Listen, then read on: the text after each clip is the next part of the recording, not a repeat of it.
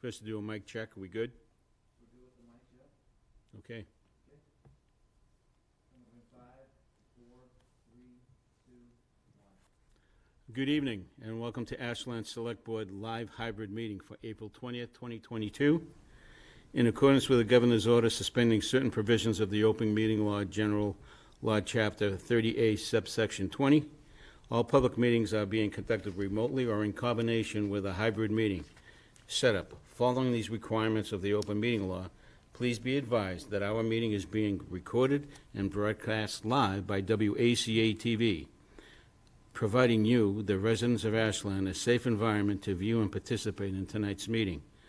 The Zoom meeting number is 893-832-03105. We ask the following protocol for residents wishing to remain in the confines of your home. If you have any questions or comments during citizens' participation during tonight's meeting, please use your hand raise option and we will call on you. Just be patient. Thank you. Before we begin tonight's meeting, I ask if there's anybody in the audience this evening that is audio recording this meeting live, other than WACA. I don't see anybody with a show of hands. So with that, we will continue the meeting. I would like to, at this time, call the meeting to order at 7:04. Okay. We have a lot on the agenda, so I'm not trying to be rude, but we need to keep our comments to the point and moving along. Sound like a good idea? You want me to mention the police chief? If you want to do that right now? Sure. So just for those that are watching, I know on the agenda under town manager report, this says police chief search update.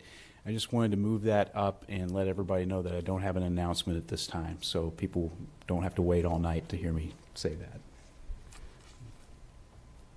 Thank you. That was brief. That was brief. That was so brief, I don't remember what you just said. No, I'm only kidding. Hopefully, we'll get an answer sooner than later. Yes. From the investigator. Yes. Okay. At this point in time during the meeting, I would like to open it up for citizens' participation. Looking at the board, I see several folks with their hand raised. Ladies first. If you don't mind, Mark, I'll call on Ms. Nardone. Julie Nardone, 86 Elliott Street.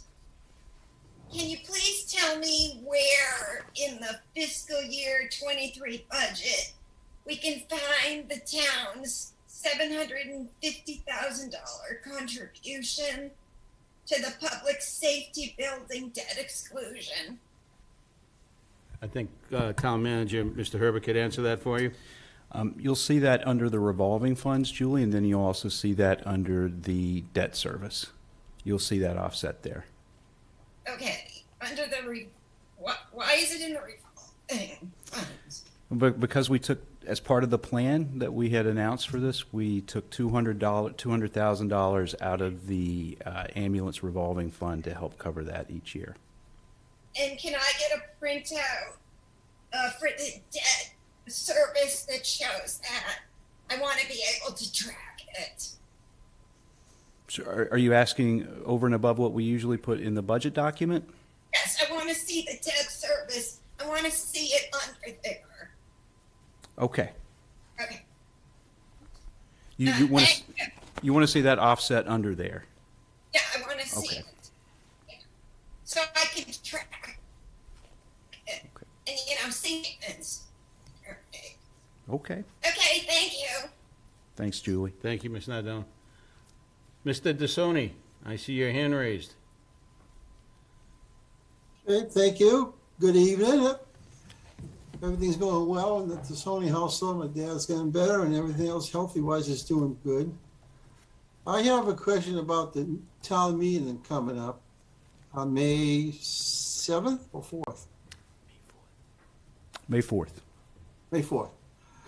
Okay, because in the town website, it has it has when it is, and it's going to be at, how's that?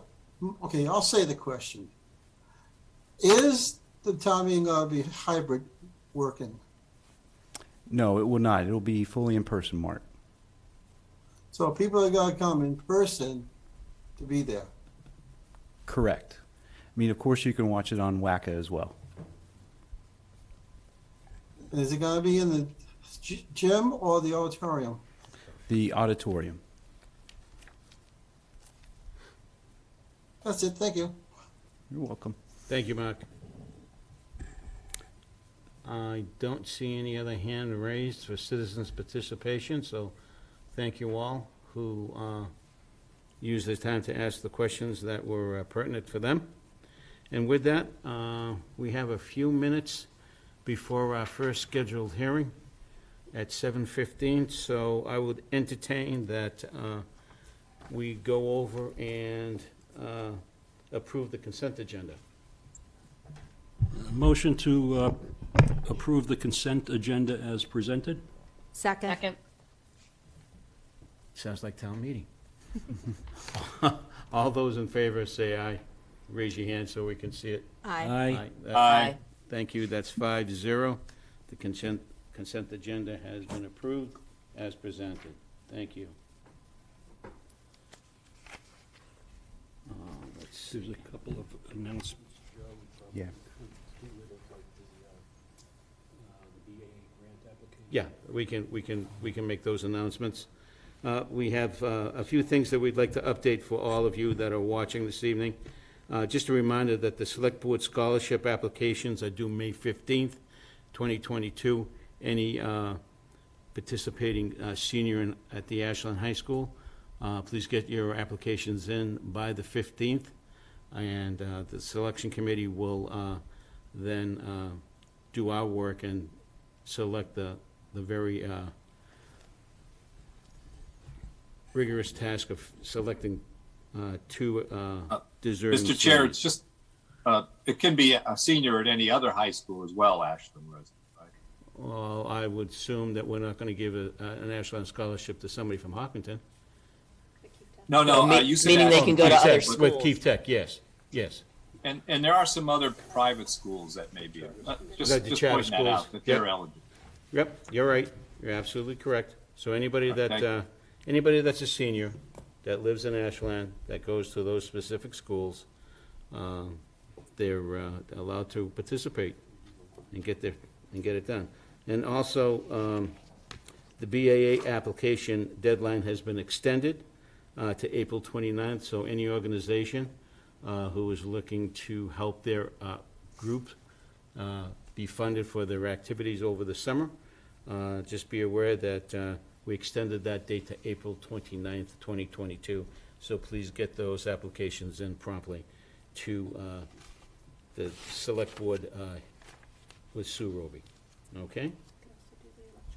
Sure, if you want to do that. All right. I gotta find it, though. Old and new business, okay. We'll vote to sign and post the election warrant for the annual town election, which will take place on May 17th, 2022. Do I hear a motion to So post? moved. Well, what we could talk a little bit about is the fact that we have 6 precincts now. That's true. So all of them, though, will of course still be at Ashland, Ashland High School. Just to let you know where the locations, where the postings are going to be on Precinct 1, since it's a little bit different this year. In Precinct 1... Hey, Michael, I don't know if it's me, but I'm having trouble hearing you. Is this better, Rob? Yeah, that's better. Okay. Thank you. Would be Ashland Town Hall in Precinct 1, the Ashland Fish and Game Club at Precinct 2, the Ashland Convenience Store Pizza Palace in Precinct 3, Ashland Cable Access Corp. in Precinct 4, Shaw's Supermarket in Precinct 5, and the Ashland Community Center in Precinct 6. So just to, if everybody wants to go take a look at it, that's where it is. That's where we'll be. Sounds good. Thank you. Thank you, Michael. Okay, we're nearing that time. We still have a few minutes left. Do we need But I- to take a vote? Well, you have a motion, but I don't have a second. Joe, did you second that? I said so moved. Okay, I'll second that. all righty. Thank you. I didn't hear the so move part, but thank you. All those in favor?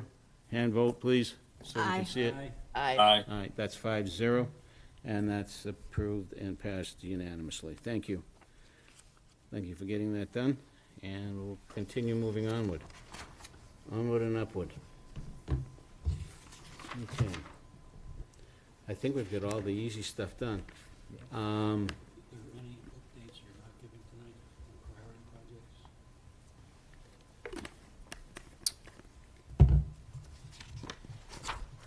That you can run in. Warren District, I'm not gonna. Okay, yeah, if you want to Okay. provide that, that'll take 2 minutes out.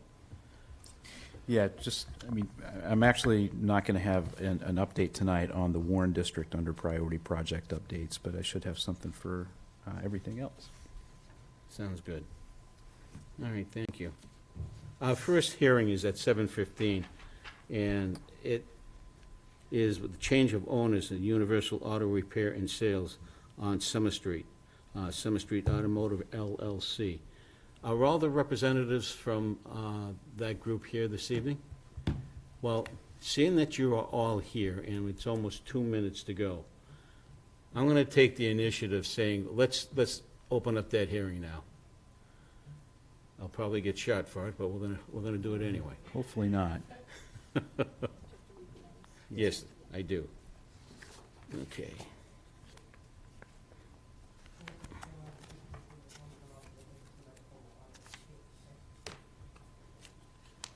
Just give me a second so I can take my paperwork out. There's a hearing notice that I have to read, and I'd be happy to do that. Okay.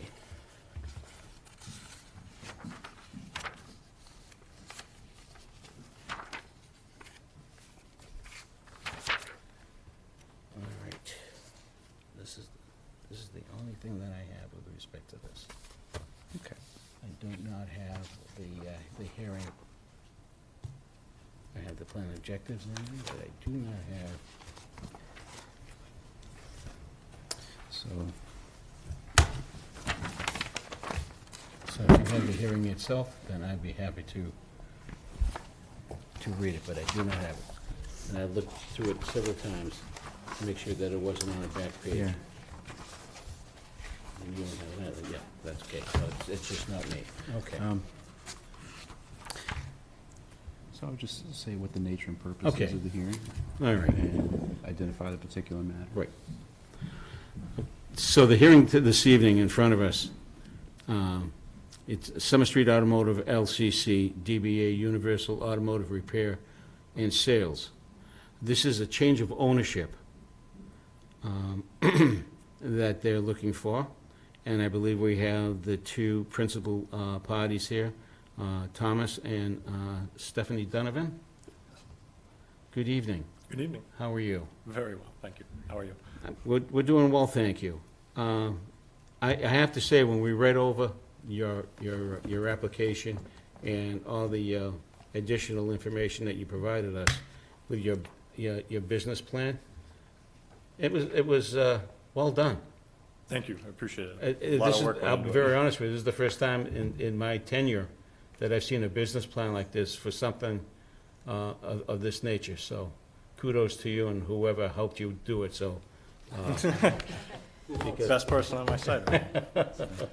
Working as a team, right? Sure. So if you would like, again, introduce yourselves to us and explain what your business plan is, and when would you like to get started with this plan? Well, I'm Thomas Donovan, and my wife Stephanie Donovan. We are hopefully to be the owners of Summer Street Automotive LLC, doing business as Universal Auto Repair and Sales. Primarily will be a car repair business, but currently they have a salesman. He sells cars. We would very much like to keep everything going the way it is. So one of the things we need from the bank is a DBA before we can move more things along. to get the DBA. Apparently, we need a new dealer's license that it doesn't transfer over with the ownership. So here we are hoping to continue it on. Okay. That was one of the concerns and questions that this board had earlier with respect to your, the auto sales and the Class 2 license. So you will have to come back in front of us again with your application for the new Class 2 license request to go from there, if it's going to be part of that business. We filed it together with this one. Was part of You this. filed it fill it out? together? Yeah. Okay. Can I So- ask a question? Sure, go right ahead, Steve. So, nice to see you tonight. Again, I agree with Joe. It was nice to see a business plan as you presented. So, the Class 2 license, I'm assuming, the way it was presented, I'm assuming it's part of the assets of the business, the Correct. Class 2 license. And so, I think, trying to understand what your relationship is with the sales part versus the automotive part, because you describe in your business plan a subcontractor that's actually in charge of the car sales, Yep. correct? So that's how the business operates right now, is when the owner was there, he ran the repair side with the mechanic and the service manager, and then he had an independent contractor, and Right. he did everything in regards to sales. Okay. And the hours of operation are the same as your hours of operation? So it's 5 days a week, closed Saturday and Sunday for car sales as well? I think for car sales, he can do it as he chooses to, when he goes to buy the car, and if he wants to arrange a special meeting with prospective buyer on the weekends, that's always on the table for them. Okay. Yes. All right, and I guess also the other, I think, unknown is the number of spaces. The Class 2 calls for, I think, 7 spaces for used cars. I'm not sure what's there now. My gut sense is there's probably a few more. It's a little, the way they have it laid out, the landlord gave us the plot plan, which we provided for you guys. There is 9 dedicated parking spaces, but there's also everything in front of the doors where you could even park 2 cars end to end if you needed to. Right. And that's how they've been doing it since the owner of the building, Mark, was when he was using it as a repair business. I know they have access to the lot in the back for additional parking. I haven't spoken to that gentleman yet, so I didn't include those because I don't know about it yet. Yeah. It's not official for me, so we're just kind of giving you what we have. Sure. They've been operating with 7 parking dealer car sales, so we didn't want to try to add more. We just want to kind of keep everything going so it's a nice, easy changeover. Sure. So with Class 2s, I mean, cars come in, cars go out. We understand that. My only suggestion in the future, once you get established, once you get an understanding of your business, and then the used car business as well, you may want to modify your Class 2 license at some point. So just be aware of that. Yeah, with respect to that, I do have a copy of your, of the Class 2 license, dealer license that was signed and renewed this past year. And it does cite, actually, the license expired on 12/31/2022, and it was renewed, and we signed it in January. So it still says the maximum number of vehicles to be sold is 7. Okay, so that's a pet peeve of mine. Okay, it's just, I just want to make sure that we're the licensing authority and people do what we ask them to do. And on several occasions, there have been more than 7 cars there for sale, and they've been advised. So. As the new owners, we would make sure that 7's the number. I just want to make sure I that. totally agree with We you. want to make sure, I mean, again, you presented a great business plan, and you look like somebody that's going to keep up on a lot of things, so I just wanted to make you appraised of that, that's all. Okay? Any other questions? I don't see anything. Rob, Yolanda, do you have anything that you'd like to add or ask? Go ahead, Yolanda. First of all, I also want to congratulate you. This is a very well put together plan. And it's nice to see that the thought that you've put into it in regards to the ownership and what your plan is and what you're hoping to do, seeing the financials and how you're looking to grow the business. I think you've done a really nice job.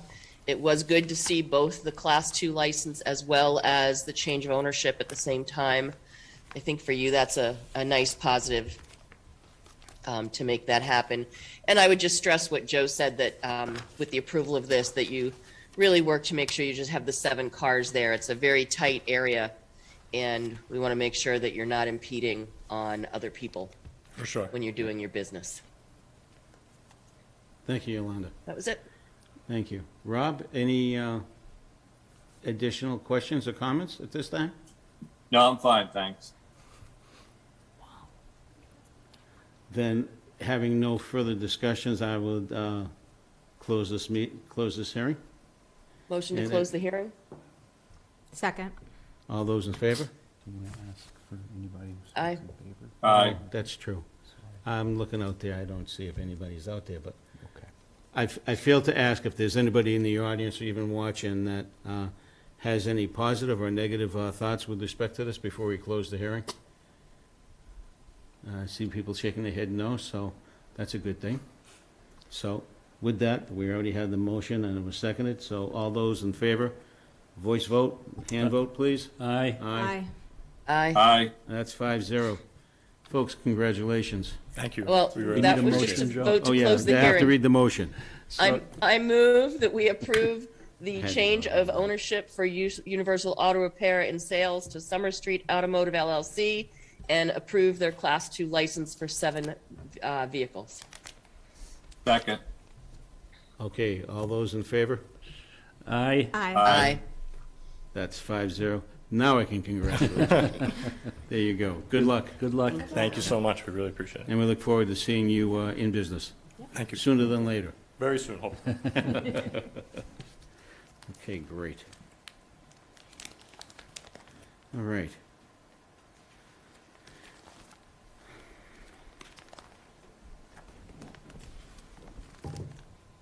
All right. Can you read this hearing? I need to do some technical adjustments. Yep, go right ahead.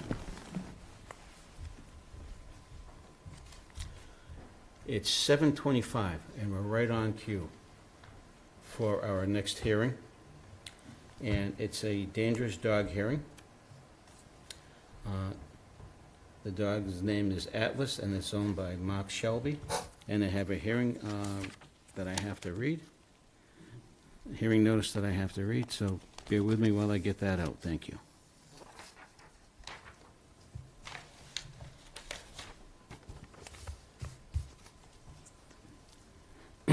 Notice of hearing pursuant to General Laws, Chapter 140, Section 157, and Sections 87-16 of the Town of Ashland's General Bylaws. Please be advised that on April 20th, 2022, at 7:15 p.m., the Ashland Select Board will conduct a hearing that will be held virtually via Zoom, and here is the Zoom link, and I already read it earlier. The hearing is pursuant to Chapter General Law 140, subsection 157, and Section 87-16 of the town's general bylaws, to determine whether or not your dog identified as Atlas is a dangerous dog, as defined in General Law 140, subsection 36, paragraph A. In the event that the board finds that Atlas is a dangerous dog, it will also determine what measures are to be taken to protect the public from Atlas, in accordance with General Law 140, Section 157C. The subjects will be discussed at the hearings will include, but not limited to, the following: whether or about Friday, February 11th, 2022, Atlas, a pit bull, attacked and bit an adult female identified as Barbara Carol Conway, just off Denise Drive. Second, whether or not Atlas was trying to attack Zoe, a Chihuahua, while jumping on Barbara several times. 3, based on the first-hand account from Animal Control Officer Donna Walsh, Barbara was transported by ambulance with puncture wounds and bruising on her leg. 4th, whether Atlas behaved in a manner that a reasonable person would believe and possess an unjustified threat of physical injury or death to a person, to a person or to a domestic or owned animal. Whether Atlas had at any time been allowed to roam free, unleashed and or untethered in violation of subsection 87-17 of the town's general bylaws. This hearing will be held in pursuant to the provisions of Chapter General Law 140, Section 157, and Sections 87-16 of the town's general bylaws. You may appear on your own behalf or have an attorney present with you for evidence and witnesses. And is signed by Town Manager Michael Herbert. For all those who are here this evening to attend, to bear witness to this hearing, I would ask that you would please stand to be sworn in. So anybody that's giving testimony or going to speak on behalf of anybody, if you would stand. And anybody virtually that's here, please repeat after me. I state your name. Solemnly swear to tell the truth, the whole truth, and nothing but the truth. Thank you. You may be seated. I would like at this time for anyone who is being represented by counsel to have counsel up and identify themselves, if they would, please. Good evening. My name is Jeremy Cohen. My law office is Boston Dog Lawyers, and I'm representing the Selbys, Mark and Megan Selby. Okay, thank you. You overstepped the other attorney, so thank you very much. And if you would, please. Sorry, that's quite all right. Good evening, Attorney Jason Sutton. I'm here representing Barbara Carroll Conway. Okay, thank you. That's inaudible. Oh, he's gonna go to the podium. I couldn't hear that. Folks on Zoom can't hear everything. You still can't hear? Okay. If you would go up to the podium, thank you, and just speak into the mic, you should be okay. Good evening, Attorney Jason Sutton, representing Barbara Carroll Conway. Thank you. Thank you. We appreciate that. Thank you, Mr. Sutton. Okay. At this time, I would ask that if anybody has written testimony or statements that they would like to provide this board with respect to this incident, if you would, and I will start with the Animal Control Officer, Ms. Donna Walsh.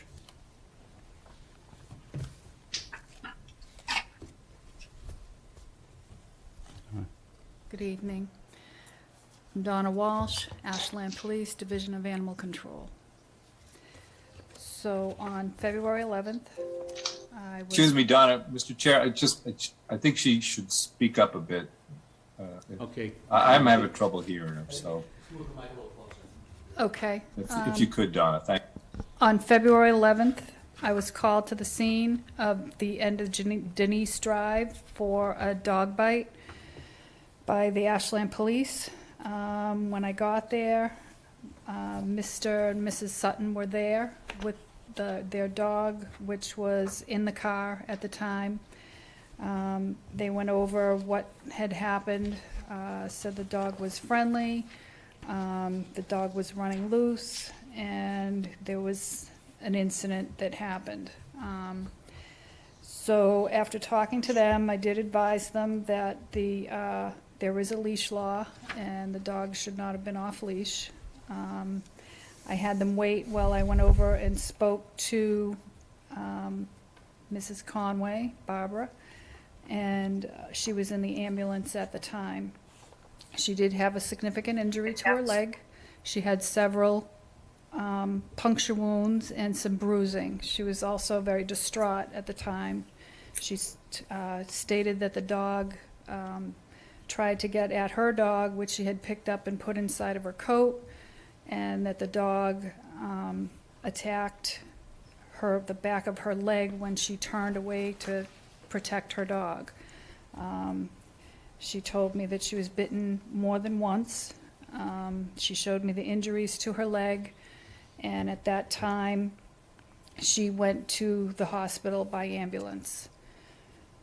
After that, I went back to the Conway, to the Selbys, and at that point, I did let them know that there was significant injury to her leg and that the dog had bitten the owner of the Chihuahua. They still stay. I did meet the dog. The dog was not aggressive at the time. He was in the car. He didn't show any type of aggression to me. Excuse me.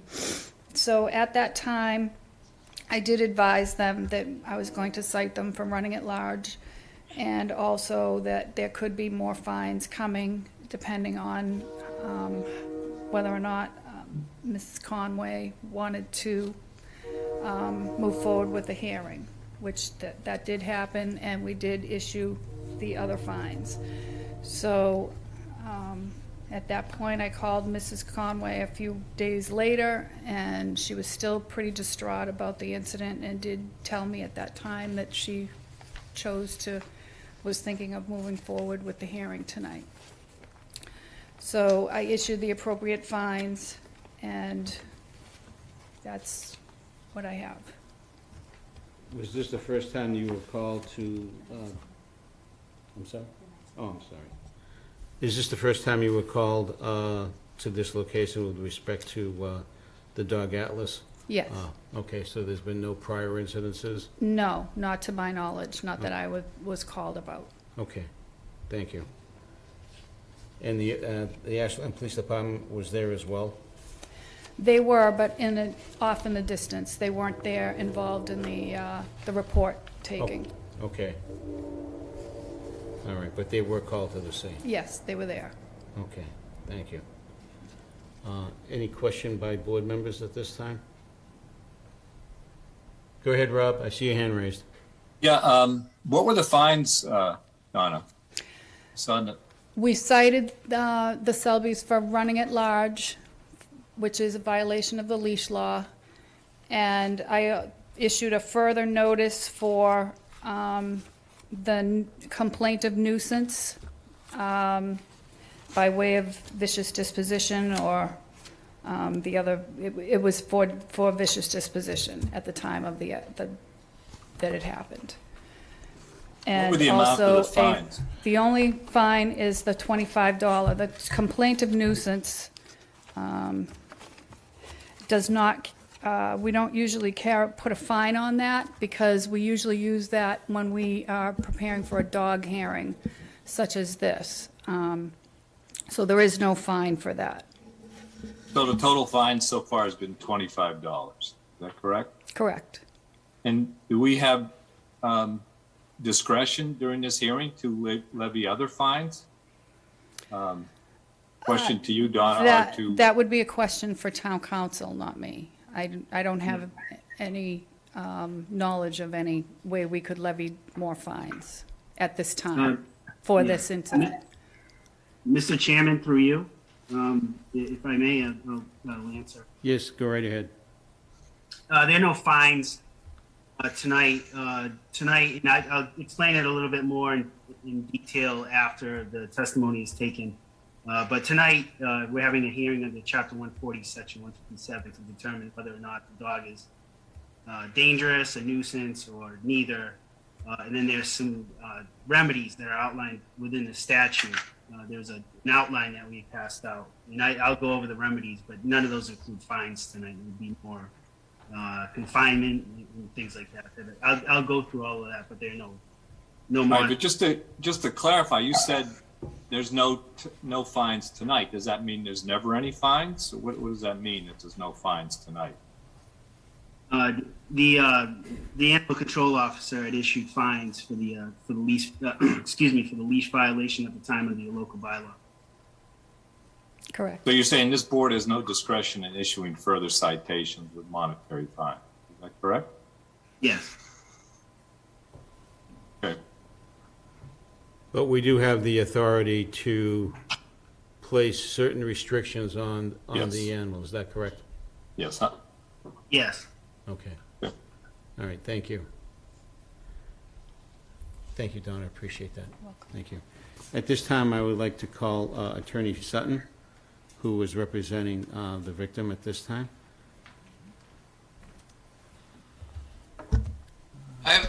This is Attorney Cohen. I just have a question before Attorney Sutton speaks.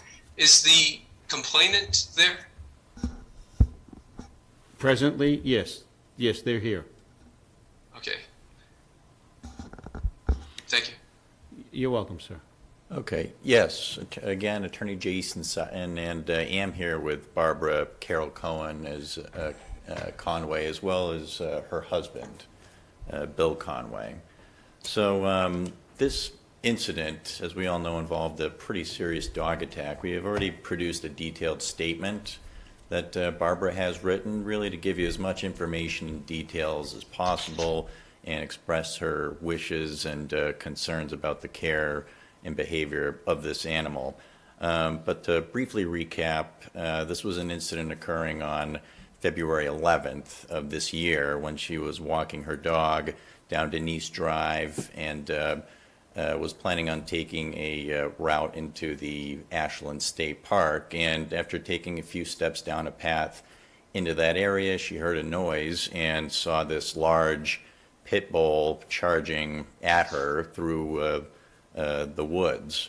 And she immediately, based on instinct, picked up her small dog that she had with her and put it down her coat, which is essentially was with a zipper, and it was, you know, like a pocket essentially. So she was able to put it safely in without, and then use her hands for defending herself, really. So, but this dog charged at her and immediately just started jumping on her and seeming to try and get to her dog. But it reached a point, she was trying to move away, and the dog was not letting up, and she reached on and was able to grab onto two small trees with both of her arms, and it was essentially hanging on for dear life. And the dog at one point bit into her left calf and was releasing and biting and twisting and shaking. And there was occasion, basically the way this went, this occurred was the dog was biting, and it actually released 3 times and backed up and then charged and would bite her again in the same leg. So, but this was basically a situation where she was in the fight for her life. You know, she thought that if she let go or something happened and she fell to the ground, that was it for her and her pet. So, and she's a woman who's lived all her life with dogs, has a dog of herself, has had many dogs, is an animal lover, and had no fear of dogs up until the time of this incident. But based on this particular incident, she sustained over 20 puncture wounds to her left leg, and pictures of which were produced, taken from the emergency room. She had follow-up care with her primary care physician as well as a orthopedist for injuries to her neck and her shoulder and her back. And it looks like she will, there's a possibility she'll have surgery on her shoulder, as well as she is undergoing physical therapy for the neck and the back.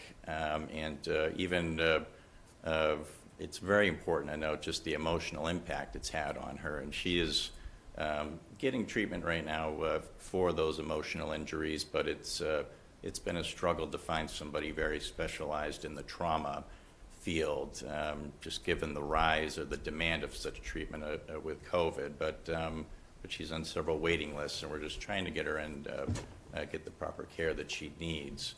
But based on all that, she has respectfully requested that the dog be euthanized based on just the viciousness of this attack and the complete disregard for safety of the owner. The owner did come on scene after, when she was screaming for dear life, and he actually took a leash and was able to control the dog and tied it to a tree. And as she was kind of moving away, a neighbor came to help her, and the dog actually pulled so hard it ripped the leash off the tree and was again charging at her. But she was able to get the dog into her neighbor's truck, and the owner was able to regain control, and that was kind of the end of the situation. So, but just describing the details and thinking about the point of view of her and what she went through, you can almost grasp the gravity of the situation and the impact that it can have on a person going through such a thing. But I think the biggest thing is really just when you're going through this and you're really in fear for your life, as well as especially an animal that you have with you that you love and you care about and you're trying to protect them. But based on all that, we have, this is a very important issue, and she wanted to be here today and just make sure you had all the information that you needed, that you could get, and is happy to answer any follow-up questions that you have to help all of you make the best decision that you can for the benefit of the general public. That was all I have. Yep. Thank you, thank you. So, Attorney Sutton, any idea of time from the initial interaction with Mrs. Conway and when the owner appeared at the scene? I think an actual estimate, I probably would turn to Barbara for that, but I wouldn't want to guess. Okay. But she'll be happy to come up here and answer that. Sure. I really don't have any idea of how much time. It seemed like forever that I literally had locked my arms in and ripped both armpits out of my jacket. That's how vigorously he was shaking me, and that's how terrified I was. And I really, those bites were through my jeans and a wool sock, and he was unrelenting. And it seemed like forever that it took for the owner to come. I had no idea that even an owner was in the vicinity, and he had 2 of these dogs. And if the other one had been involved, I never would have made it out of there, and I was just out of my neighborhood. So it's, a beautiful day that was a violent explosion of violence. That's all I can say, that it was a powerful animal that charged upon me and grabbed me and shook me and bit me repeatedly. And he did not stop until the owner pulled him off me. And I can't tell you how terrifying. It was like a nightmare. It was like a movie that never, that you can't believe that you're in, and you don't know how long it lasts, but it seems like forever that happened. It could have been, I don't know how long. Yeah. But, it was horrifying. Understandable under the circumstances, so thank you. Okay. Any questions, Brandy?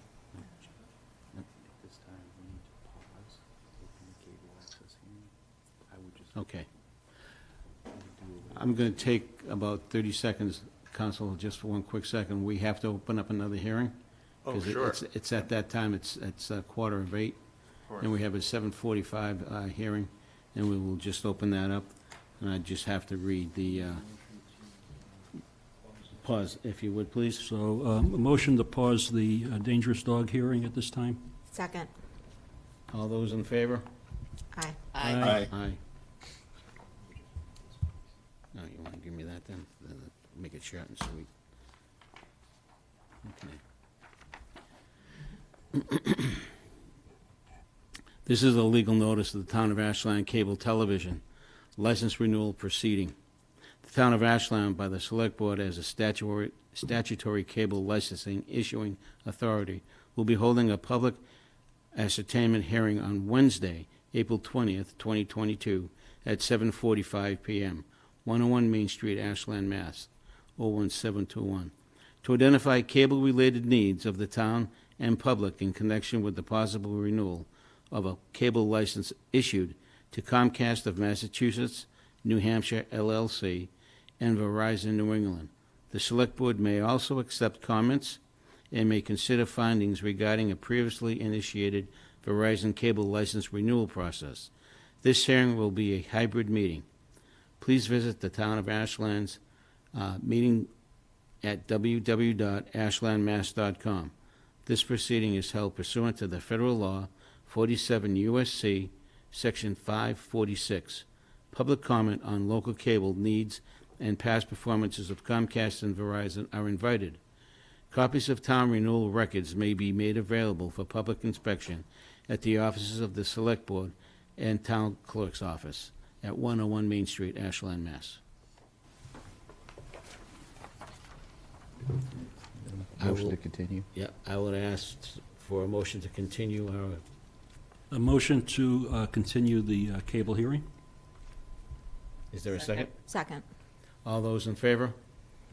Aye. Aye. Okay. And a motion to reopen the dangerous dog hearing? Second. All those in favor? Aye. Aye. Aye. All right, so we're back. Council, we're back in session, so if there's any additional information you want to provide to us at this time?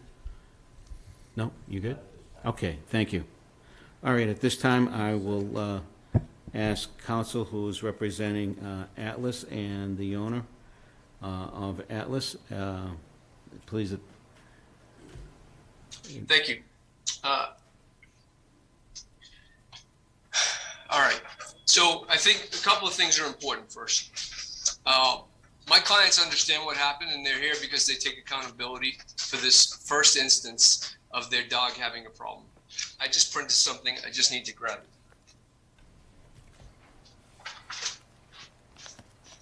But I need to remind the hearing authority that you are not Mr. Sutton's jury. So when he makes his appeal to you, he's practicing his speech for the civil complaint that he will file. That's not why we're here tonight. So the adjectives that were used are here, and the reason this was pushed for, there's another side to it. And for that, for her injuries, Mr. Sutton is in communication with my client's insurer because they have insurance in place. So tonight we're here about the dog. And I think a few things that need to be pointed out.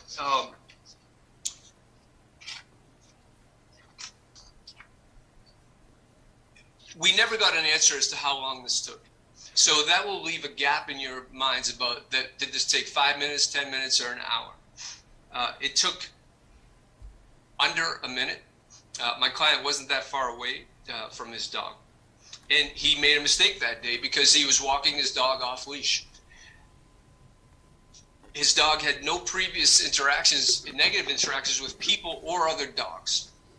And he has, in spending time with the Selbys, I know that he has laid awake every night since then, replaying that, wishing that he had just leashed his dog, that he didn't trust Atlas as much as he did, and that he didn't make a mistake, because he made a mistake. So this is not a trial tonight. This is about how do we prevent this from happening again. Now, the hearing authority is to make their own decision about what happened. It's what the complainant wants is irrelevant. Certainly, if you were to kill the dog, there's a strong belief in the plaintiff's bar that that would help her civil case, but we know that's not necessary. So the idea of death is off the table because this is a first incident, and as we know, there was not a human target here. By her own admission, she was scooping up her own dog to protect it, like any one of us would do as a pet owner. But let's not get carried away with thinking that this was some type of vengeful, highly aggressive attack on a human, because it wasn't. The dog was going after the smaller dog because that's what bigger dogs sometimes do, and that's why they should be on leashes, because they recognize these small dogs to be prey or rabbits. So what have my clients done since then? They immediately went to her house a couple of times to try to talk to her and to make sure that she knew that there would be coverage for anything she incurred, the victim.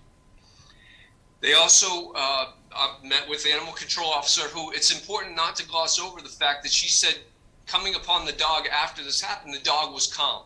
And that's an important indicator of dog behavior, because a calm dog after an incident, it shows that this dog wasn't wound up. It shows what his true behavior is. And oftentimes a truly dangerous dog, it takes hours to calm down, and the animal control officer could not at all get close to the dog. What happened was serious. And my clients are here tonight because we're all taking it serious. I represent responsible pet owners who make sure that they're going to be better tomorrow than they are today. What they've done, they've engaged the training services of the Happy Retriever, and I sent some information to the board through council late today, however, and I can share my screen, but what the Happy Retriever does. And the Happy Retriever, Brittany Suarez is their lead trainer there. She has come out and met with the family and the dog for an hour and a half and did an evaluation. They've already had one session with her. On Monday, the dog is going for a 10-day overnight board and train with her. The reason I like the Happy Retriever is they are APDT certified, which is meaningless to everyone here except me and the Selby's, but it should be meaningful because that's the Association of Professional Dog Trainers, and to be a certified dog trainer under them means that you've passed certain exams as to your ability to train dogs who have a behavioral issue, like we saw Atlas have that day. She's also trained by the AKC to complete, for the family and the dog, to complete what's called the AKC CGC, which is a program where the dog and the family have to spend months training for a 12-part test where the dog could be deemed to be a canine good citizen. It means that dog is trained not to react to any triggers, and that's a training that the family has to engage in as well. It takes some time, and I know that the Happy Retriever is on a mission to eventually make that part of the journey. They are extremely bothered by what happened. I know that they've purchased a basket muzzle, which is the recommended muzzle for a dog like Atlas. It allows them to breathe and to drink water, but it's secure. It's not a soft nylon muzzle. They also have purchased a 3-foot leash per the recommendations of the animal control officer. They also are making certain that they have insurance after this matter. So just in case, they'll have, per the statute, they'll have insurance in place. Atlas has already been neutered, and they no longer take Atlas to the park they were at. They no longer walk Atlas off leash, and they're committed to making this right. Fortunately, they have insurance in place. It was a mistake, and I think that this dog, being its first offense, the dog and the owners deserve a second chance here. We heard what ifs, and people are fear for their life, and what if, but what is that this woman was bitten on her leg as Atlas was going for her dog. That's what is. You can't guard against all the what ifs, but we can do everything we can with the tools available to make sure this incident doesn't happen again. You will hear from my clients to understand how committed they are. And this may not matter to the board, but I don't take every dangerous dog case that comes to me. I need to vet these owners. And if I don't think they get it, I'm not going to put my support behind them. I am convinced that they get it. I've spent hours talking to them. They're extremely diligent. And when they had the opportunity to speak to Ms. Conway, they really would have expressed this, but once she got a lawyer, and they did try that, but she wasn't home or didn't answer the door. Once they got a lawyer, of course, they figured they couldn't speak to her anymore. And I think that this dog, for what it did that day on February 11th, should be deemed dangerous. I think that it fits the definition of a dangerous dog for what happened that day. Prior to that, he didn't, and since then he didn't, but the way the law reads is for that day and for what this board has to decide, he should be considered a dangerous dog. And we think that the remedies of the muzzle, the leash, and not being off leash, and not going to this dog park or this park again, we should see that this is not going to happen again. Plus, making sure they have insurance in place, in addition to the training. So this training is going to be extensive and expensive, and we're just asking that, in light of what happened to Ms. Conway, that they be given a chance to make sure this doesn't happen again. And if they're open for questions, and they each may have a brief statement for the board. And I believe they've been sworn in. Any questions? No? I'm not sure if Rob or Yolanda, do you have any questions, comments? Well, I'd just like to hear the statements first, okay. Personally. All right. So let's hear from Mark first. Good evening. Mark Selby, sorry, back up. Owner of Atlas. I do just just want to apologize for everything that happened that day. I am at fault for it. I put my dog in a situation I did not have complete control over. I have tried in-person meeting out with Ms. Conway to apologize in person, make sure that she is aware that anything financially that we could help with or take care of, resolve that issue. We have reached out and have been working with Bertie Suarez, the trainer. He is going into a 10-day board and train session with her starting this coming Monday, the 26th of April. And we're doing everything we can to ensure an incident like this doesn't happen. We've taken in as much help or advice as possible on this matter. And again, I am truly sorry for this. Every day I'm reminded of it, and it's just, yes. Thank you. Megan? Yeah, like Mark said, this was an accident, and we're incredibly sorry that this happened. If we could go back in time and take it back, we'd absolutely would. But moving forward, we've put measures in place to ensure that it won't happen again. Mark and Jeremy Cohen have both mentioned the training, the muzzle work, the shorter leash. We will have insurance in place after this in accordance with the law. So we're really trying to do everything we can to ensure that something like this doesn't happen again. Okay, thank you. Any questions, comments now, after hearing from the Shelbys? Okay. Rob Yolanda, you, go ahead, Rob. To Mark Selby, how many times had you walked your dogs off leash in the state park prior to this incident? Is it a habit of yours? Yes, it is. And during that time, you never saw any indication this was an aggressive or dangerous dog? No other interactions with other dogs, people, or wildlife that whole time? No. Never gave you any indication of this behavior? No. No human aggression at all. No dog. He loves all. He's more of a dog's dog kind of thing, so he wants to say hi to all dogs. But there's been no troubles. Nothing that would let me have any second guess about leaving him off leash. Or letting him off leash, excuse me. And so this dog was apparently attacking this small Chihuahua, and when Mrs. Conway got in the way, he started biting her, and did it repeatedly. How would you explain that kind of behavior if you hadn't observed anything in the past? I don't have an answer for you on that. I really don't know.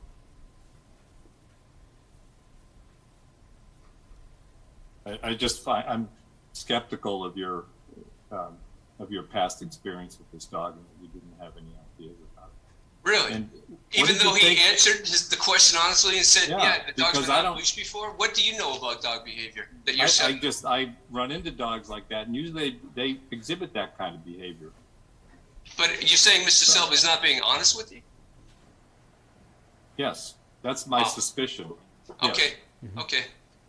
And because past any other questions for people that let me say this. I don't understand why you make that statement. Are you a dog behaviorist? Have you seen this dog before? I think that's an insulting statement to make. Mr. Cohen, Mr.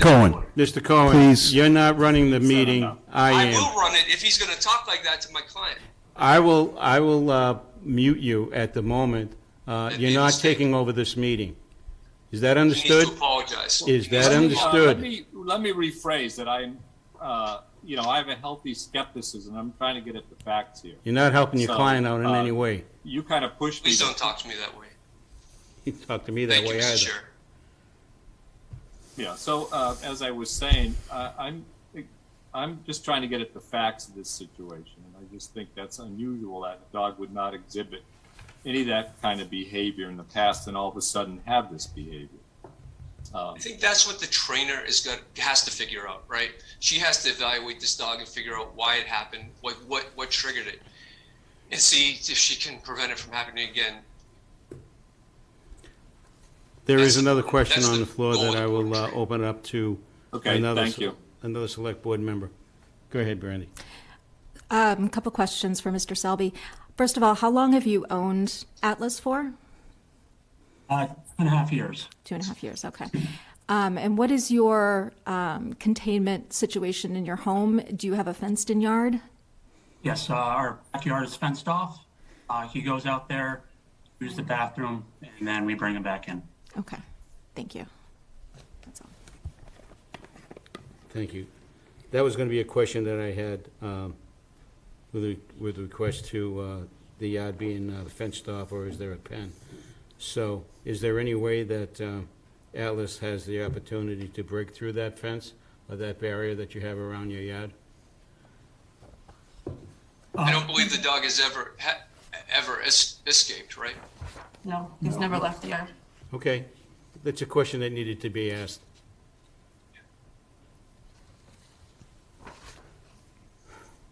Any other questions? We good? I do have a clarification question. The dog officer recommended the construction of a certain specification of fence. Is that fence in place now, or is that? There is a fence in place, which is 6 feet at certain spots. I'm not sure if she's seen the fenced-in area or not, but there's been no complaints that the dog got out. The fence is fully enclosed. The dogs have not either dug out or tried to jump over.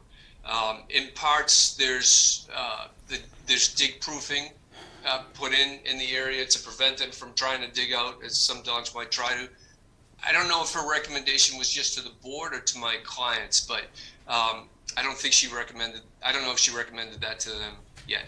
But they're certainly happy to have the fence inspected and enhanced if needed. Okay, thank you. Mr. Cohen, just to read what the ACO had for part of her recommendation, was that the dog should be kept inside a secure backyard area, either in a chain link kennel or a 6-foot fence with a double gate system. Is that currently what?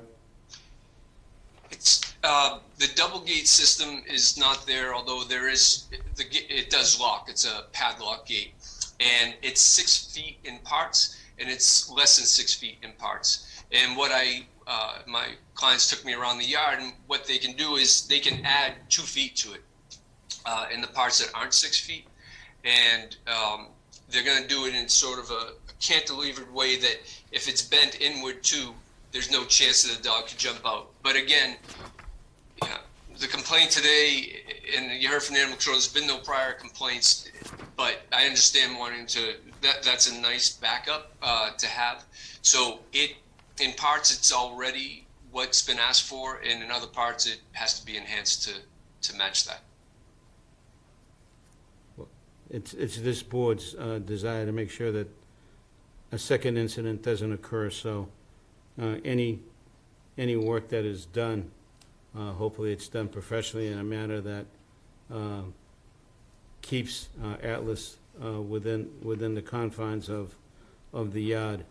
And one other thing, Mr. Chair, is Atlas doesn't go outside. He's just not a dog that likes to go outside. So when Atlas is outside, he usually is outside just for bathroom purposes.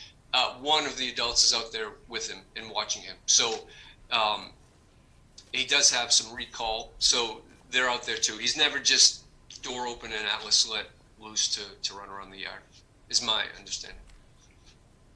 Okay, thank you. Yolanda, do you have any comments or questions that you have at this time? No, well, first of all, this is a very unfortunate incident. The owners have already been fined in regards to allowing the dog off leash, and so that's good to hear, and that they're already taking measures and are going to be doing the training. I think that's important.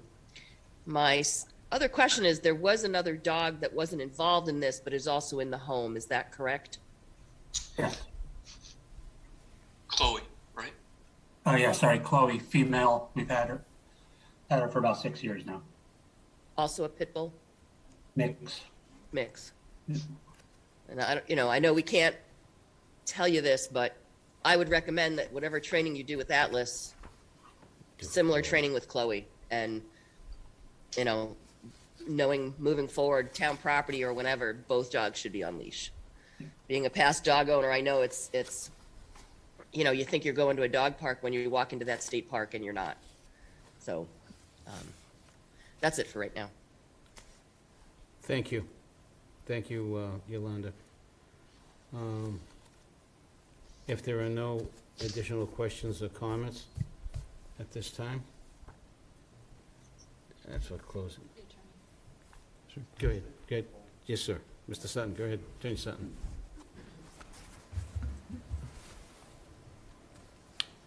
Yeah, sorry, just a couple quick comments. One is just to make sure there's correct information being relayed, but one is that as far as a underlying civil damages case, it doesn't really help the case if an animal gets euthanized. It's a dog bite statute state, you know, if you're the owner of a dog that bites somebody, you're responsible, you know. There's nothing else beyond that.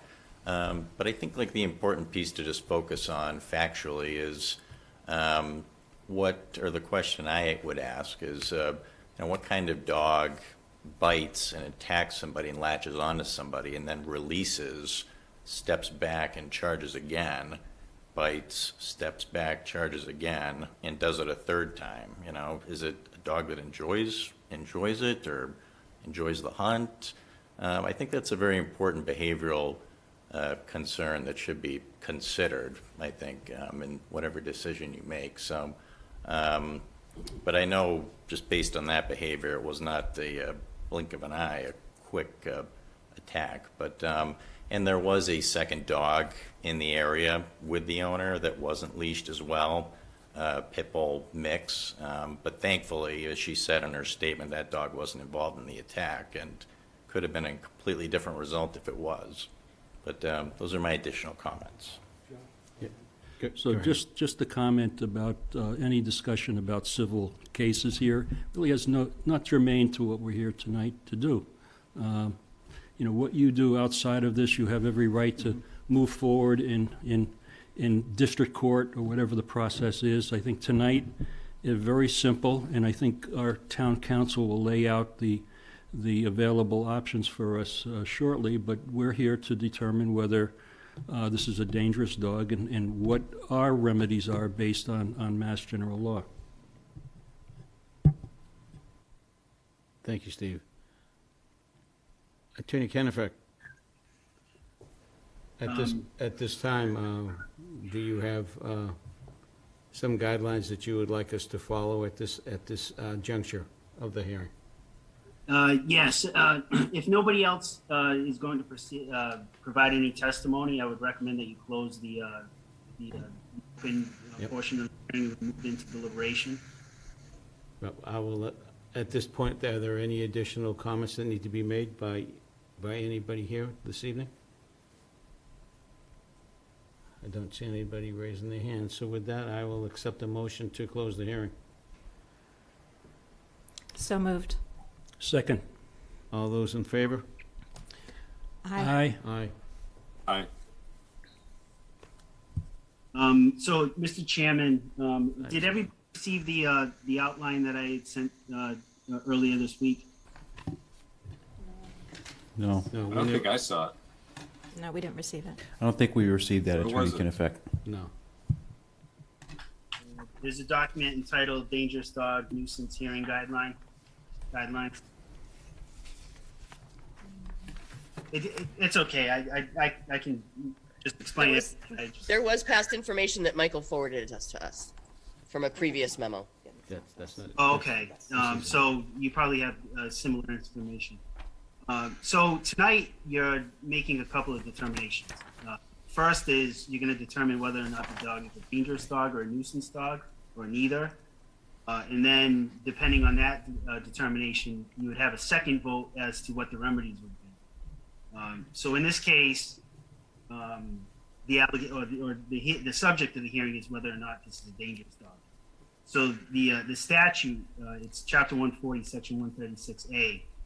It defines dangerous dog as, and I'm going to quote here, I'm going to read directly from the statute. A dog that, without justification, attacks a person or domestic animal, causing physical injury or death, or 2, behaves in a manner that a reasonable person would believe poses an unjustified threat of physical injury or death to a person or to a domestic animal, or excuse me, or an owned animal. The second classification is a nuisance dog. The same statute, it's 140, section 136A, defines nuisance dog as one that, and I quote again, by excessive barking or other disturbance is a source of annoyance to a sick person residing in the vicinity, or 2, by excessive barking, causes damage or other interference with a reasonable person would find such behavior disruptive to one's quiet and peaceful enjoyment, or 3, has threatened or attacked livestock, a domestic animal or a person, but such threat or attack was not grossly disproportionate under all of the circumstances. Based on your determination, there are statutory remedies for each. So if you determine that the dog fits the dangerous definition, there are 7 specific remedies that you can choose from, and I can get through that. I can go through those after we have our first vote. A nuisance dog, determination that a dog is a nuisance gives you a far more leeway under the statute. You can basically remedy any kind of, you can fashion any kind of remedy that you want, essentially just to, to abate the nuisance. So, does anybody have any questions? I know that was kind of a lot of statutory language read.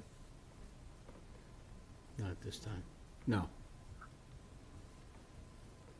Nope. So I think your first vote, to be honest, just a personal observation, I think there's kind of an acceptance by the Selby's that I think they think that this incident gives rise to a determination that the dog is a nuisance. I mean, is a dangerous dog. That determination is up to the board.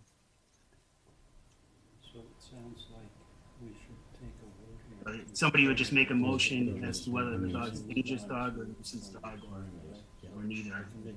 If you would. Mike, I'm going to make a motion at this time, Mike. And, given that this is a 2-part process and clearly the Selby's have stipulated to and their attorney, Attorney Cohn has verified that they consider this a dangerous dog situation. So at this time, I would make a motion that we determine Atlas to be a dangerous dog for the purposes of this hearing. Second. Okay, there is a motion made. It's been seconded. All those in favor? Aye. Aye. Aye. Aye. Aye. That's 5-0. We can't hear you, Joe. I'm sorry. I had my mic off. Thank you. That's 5-0 is the vote, that Atlas is considered a dangerous dog. Okay. So that kind of takes us to our second motion. I always try to split them up because it's a lot to digest. So Michael, can you hold on one quick second? Yeah, absolutely. Brandy has a question. So with this consideration of dangerous dog, this stays with the dog and its license in Ashland in perpetuity? Is that how that works? So if there would be another incident, it would be part of, the dog's permanent record on its license in Ashland, correct? Is that how it works? I don't think it's listed on the license. Yes, through the chair. Yes, the designation follows the dog, even actually into other towns. Obviously, if it ever went to another state, it's out of jurisdiction, but the designation and the conditions would follow the dog. Okay, that's thank you. The other thing is, there are some implications with insurance, and I know the Selby's have already, I think they've already made accommodations with their homeowners insurance, but it's also something that could raise their premium. It's something that their homeowners would receive information from, and I believe Jeremy may know a little bit more about that end, but I think they have to do a rider or something like that once it's dangerous. Okay. I have one additional question, Mike, before you continue. Go ahead, Yeah, Steve. Mike, another question, just to piggyback on Brandy's question. If a dangerous dog, now we've established a dangerous dog, what happens if there's another incident that occurs with this animal? What happens? I mean, this is my first situation with determining the status of a dangerous dog. What happens if there's a second incident? What are the remedies there at that point? Do we go through another process like this? Well, they actually, that's a really good question. So if there's just kind of a general incident, you'd have, obviously the animal control officer would get involved again. You'd have another hearing, and then obviously this would be brought into consideration. And if you look at the recommendation from Donna, she says if there's another incident with this dog, she would recommend euthanasia following a second incident. There's also, if there's a second incident and it's because they didn't follow any of the orders that were issued by the board tonight, there's some additional remedies. There could be a seizure of the dog. There's a criminal statute, I think 157H, they could be subject to criminal sanctions. But that would be that the second incident was caused by them violating a condition that you set tonight. Okay, thank you. Joe, I have a follow-up question to Sure, go Brandy's. ahead, Yolanda. So, Michael, you said that because we've deemed it a dangerous dog, that stays with it. Is there a way, depending on the training that it goes through, that with the training there is a way for it to quote unquote test out of being considered a dangerous dog? If they do something that shows that it's gone to certain training and that it, this was a one-time incident and now they've shown that it's not gonna behave like that, is there something that can be done for that so that it doesn't stay deemed a dangerous dog? I'm just asking to figure that out. Yeah, absolutely. That's actually a creative way to look at this. And we actually had a hearing maybe 2 years ago, a year and a half ago in Easton, where they determined that they wanted to give the dog, I believe it was a 6-month waiting period because the dog was undergoing training. And then they had a review hearing 6 months later, and they withdrew the designation. Now, the statute doesn't go that far as to, getting into these scenarios. Right. However, I don't think the statute would prevent, especially in a case where the dog owner, would accept it and wouldn't appeal, so we wouldn't have to worry about a judge overturning it. But we have done that once before, where there was kind of a 6-month review process, and we had a second hearing. Okay. Thank you. Okay. Does anybody have any other questions? Good? No, good. Thank you. Rob, you're okay? Rob, you're all set? Yes, I think we need to discuss measures now. Yep. Right? Okay. All right. So under the statute, under 157, once you determine that a dog is dangerous, there are only 7 remedies that you can pick from. The statute can be a little frustrating in that way because you can't order training. There's actually a lot of science dogs receiving mental health medications and stuff. The statute's really lagging behind the science. So you can only pick one of these 7. I'll go through them and I'll try to paraphrase them because they're all very lengthy. The first is that the dog be humanely restrained, provided, however, that no order shall provide that the dog be chained, tethered, or otherwise tied to an inanimate object. The second is that the dog be confined to the premises of the keeper of the dog, provided, however, that confined shall mean securely confined in the house or confined outdoors in a securely enclosed and locked pen or dog run area upon the premises of the owner. The third is that when removed from the premises, the dog shall be securely and humanely muzzled and restrained with a chain with a tensile strength of 300 pounds and not exceeding 3 feet in length. Number 4, that the owner obtain $100,000 in liability insurance for coverage in the event there's another incident. 5, that the owner or keeper of the dog provide to the animal control officer information by which the dog may be identified through its lifetime, including photographs, videos, vet records, tattooing, and microchips.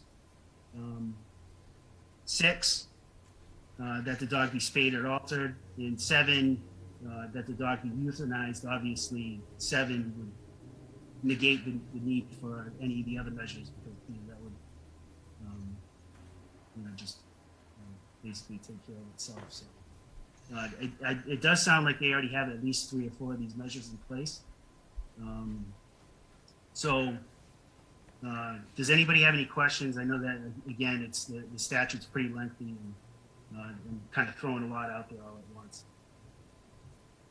So Michael, what we can do with respect to the 7 options that are permitted under the 156 by statute is that we can mix and match those seven options?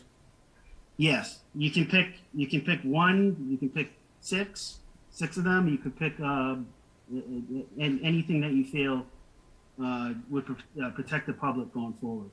Okay, thank you.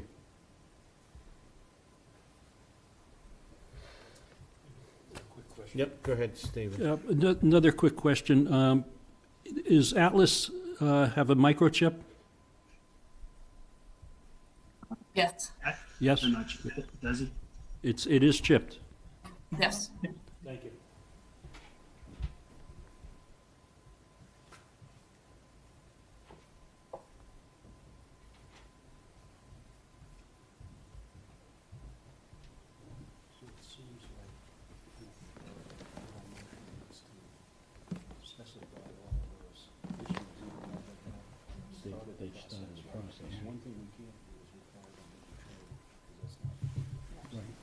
But if they're doing that on their own, that's.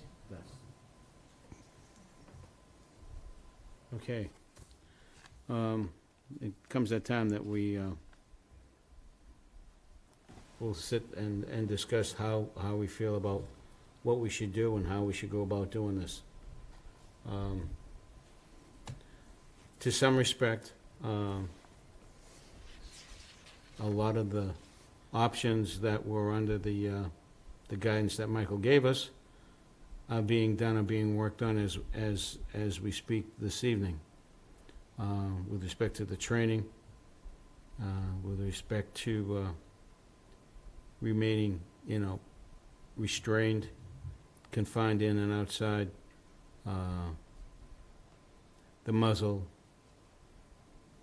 the length of the leash that they have, and a more secure leash, I would assume. The $100,000 liability insurance coverage. I may have not seen a copy of that. If that's something that they have already and ascertained, I would like to see a copy of that. I don't believe I saw a copy of that insurance rider in the packet that we received. But if that's something that we would require, we would like to see a copy of that at some point, sooner than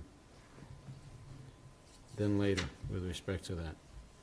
So I'm open to suggestions from board members as to what they would like to see. Rob? Joe? Yeah, I'll start, and maybe my question's the Attorney Kennefic. Do we, so you mentioned the training being important. These measures would they be in the form of an agreement that we could include something like that, or how do we procedurally resolve this? I mean, it would just kind of be a good faith thing. For whatever reason, everyone I talk to about the dog statutes, I always kind of express my frustration with them. I mean, it would seem like it would be a very sick thing that would be included in the statute, that you could order a dog to undergo training, but it's not in the statute. And I know Attorney Cohen because we've had quite a few of these over the years. And one of the first things he does is when he has a client, he signs them up with a trainer. And basically, the dog is training under kind of like an informal agreement. You can't, in writing, force them to send the dog to a trainer. Well, I guess I would be concerned that we followed the dog officer's recommendation in terms of the fencing out back, unless the owners are saying they would not let the dog outside. But presuming they'll continue to use the backyard, that we should check that. But she had some fairly specific recommendations. I don't know if Donna's been out there to actually review their fencing or not. Assuming she's still there, but I would include that.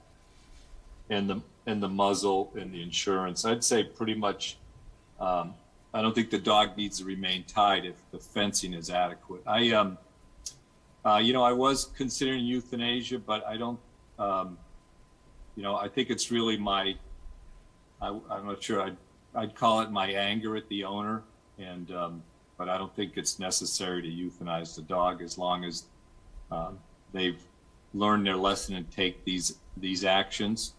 And I think it's also important that other dog owners see this and understand the potential implications of their behavior with their dog. So I think, without getting into the details, I don't think it's necessary to keep the dog tied as long as it's confined. And so I think we have aspects of really numbers 2 through 6 that either have been satisfied or we should put in our order to be satisfied. And I will take them at their word that this training will occur.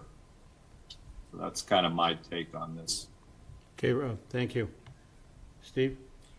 Thank you, Joe. Mrs. Conway, I'm sorry that you've had to go through all of this and continue to go through all of this. But I will say I'm personally challenged with euthanasia. So I essentially agree with my colleague and with the recommendation from the animal control officer. At this point, I think the Selbys have showed good faith in trying to rectify or control their animal, and I would have to agree that that our motion should include all of these conditions, and hopefully we'll never have to deal with a situation like this again. But again, I'm sorry that you're going through this, and it just my personal position about euthanasia. I second that, Mrs. Conway. I'm sorry that this happened. I'm very sorry for your experience here. Yeah, Brandy? I'd like to echo my colleagues. What a horrifying incident. I can't imagine what you went through and are still going through, because this is not over for you. And my heart goes out to you, and it's just such a heartbreaking situation. As a dog owner, as a responsible dog owner, I take it very seriously. I don't go to the state park because we do have a leash problem at the state park. And so I agree with Rob when this is something that I hope all dog owners in Ashland see. I do feel that the Selbys are making good decisions as far as what they are going to do for next steps for Atlas. I'm familiar with the Happy Retriever and their programs, their boot camps. And so I think that hopefully that will be a good program for Atlas. I do feel very strongly that we need to include a lot of these in our order: the muzzle, the liability waiver, the short leash, making sure that their premises is secure. Mm-hmm. you know, along with Steve, you know, when I first read the account of what had happened, it's a horrible situation. I do feel that because it is the first offense for the dog, that hopefully the training and the work that the Selbys are doing will make this incident an isolated one, and we don't have to see Atlas come across our in front of us again. Yeah. So that's my recommendation. Thank you, Brandy. Yolanda? Yeah, I would agree with what has been said. First, Mike, you know, I think this is regrettable, and I'm sorry, Barbara, that you've had to deal with this, and, you know, I apologize for not being able to be there in person today. As a past dog donor, and it's always hard when you hear something about a dog and an issue like this.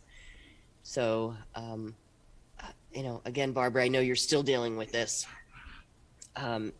For me, I went through a lot of thinking, and I read through your account, and I appreciate the time that Donna, our dog officer, put in to give us the recommendations, and as well as the information from Mr. Kennefick. And I just have one comment / question. I believe in the past, when we've had a dog issue, we were able to require training for the dog, or maybe it was a recommendation, I'm not sure, but I do remember that was a recommending recommendation. Training. Okay. Yeah, okay. it was a recommendation, because I went back and looked at it. I know Okay. it's what you're referring to, yes. Yeah. So I would agree. I think we should go through, I believe it's, I think 2 through 6. I don't think it has to be kept in a kennel per se or on a run at all times. I think if the fencing is appropriate and the muzzle is used and the short leash and all things that it sounds like the Selbys have already decided to start doing, I would be happy with that as our recommendation and our finding for Atlas and his owners.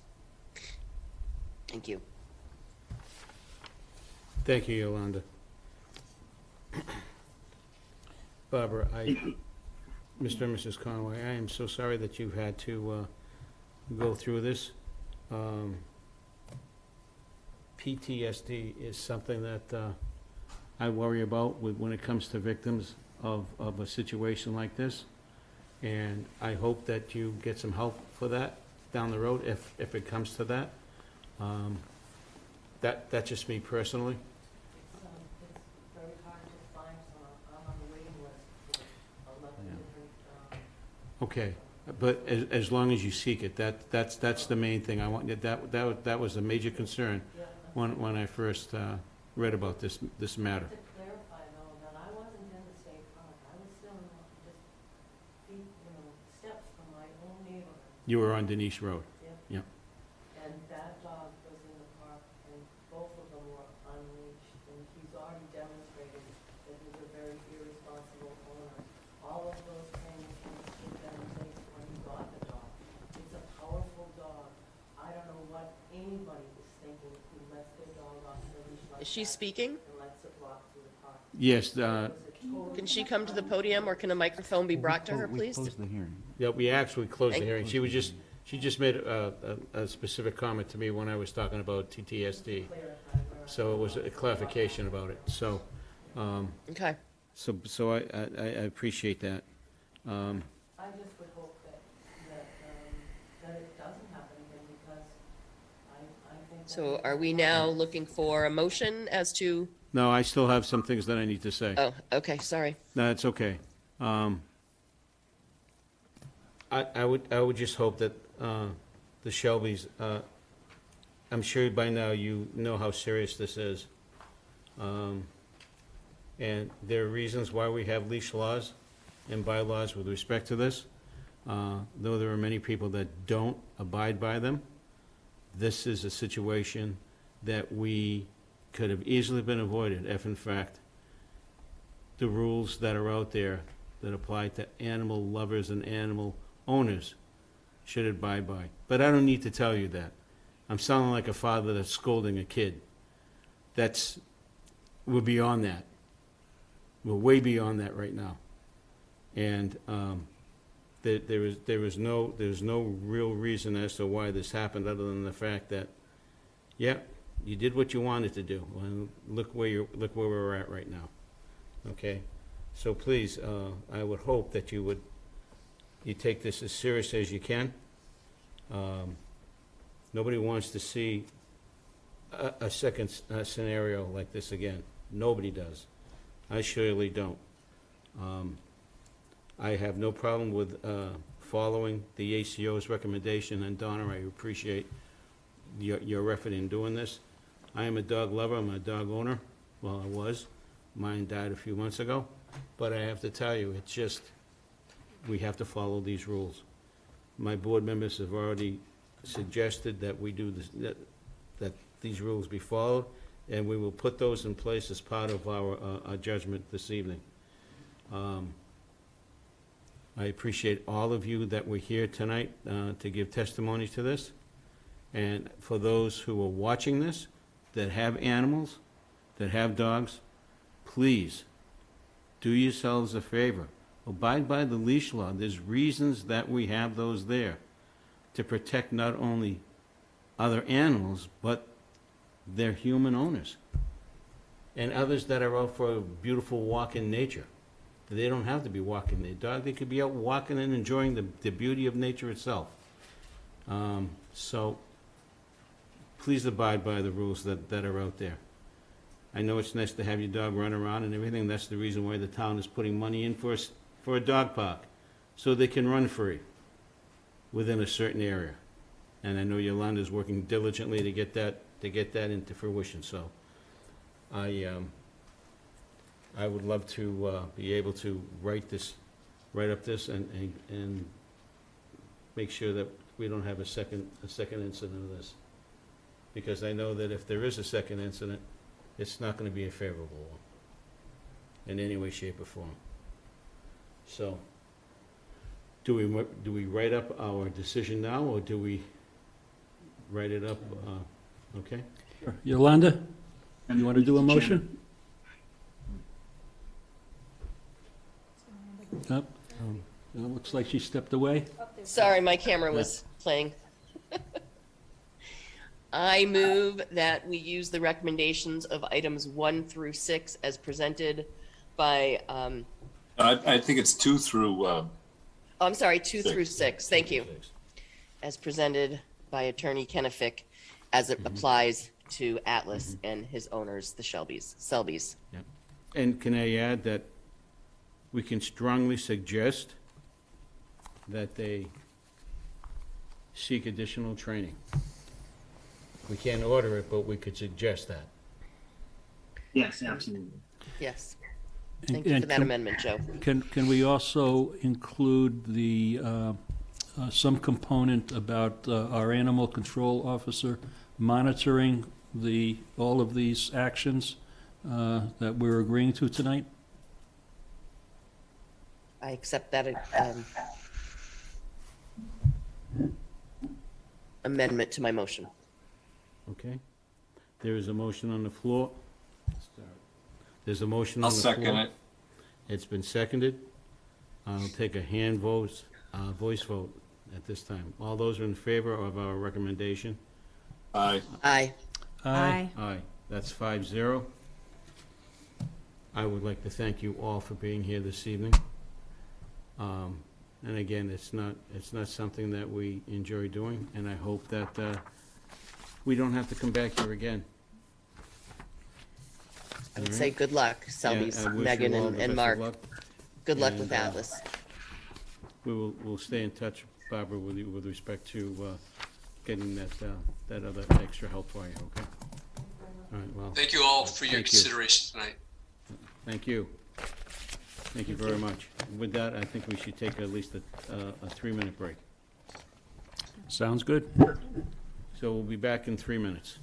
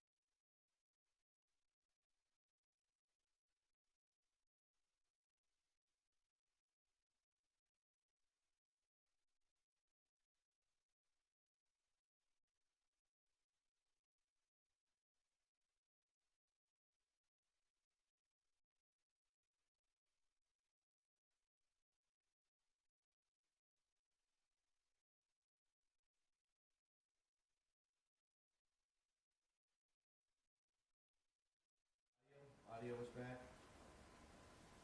And we're unmuted. We're back. Welcome back, everyone. We will continue our agenda with reopening a meeting that was scheduled for 7:45. We opened it and we put it on pause, so I would entertain a motion to reopen the hearing. A motion to reopen the Ashland Cable Television License Renewal Proceedings. Second. Thank you. All those in favor, voice vote, hand vote, please. Aye. Aye. Aye. That's 5-0. Thank you very much. I have a brief reading that I would like to read off as we start this discussion. Good evening and welcome to the Town of Ashland's public hearing on the town's Comcast and Verizon cable license renewals. This hearing is part of the cable license renewal process to ascertain the community's cable-related needs. Notice of this hearing was in the local newspaper 2 successive weeks. The legal advertisements are being entered into the hearing record as Exhibits 1 and 2. By the way of background, Ashland's Comcast cable license expires on July 12th, 2024, and Ashland Verizon's cable license expires on June 17th, 2023. Federal and state laws require public proceedings to ascertain local needs, including this hearing. Before proceeding to public comment, I would like to thank the members of the public, Ashland Community Access TV, and Comcast, along with Verizon, for their participation and assistance in the ongoing license renewal proceedings. In this proceeding, we are opening to accept comments about all cable-related matters of interest to the public, including, but not limited to, customer service, license administration, and town's needs regarding the local, studio, community programming, and public educational and governmental access. In connection with the foregoing, please note that in connection with the foregoing, the Select Board may take up motions for formally accepting particular testimony and/or reports for town use in the license renewal negotiation process. We ask that you please keep your comments no longer than 4 minutes.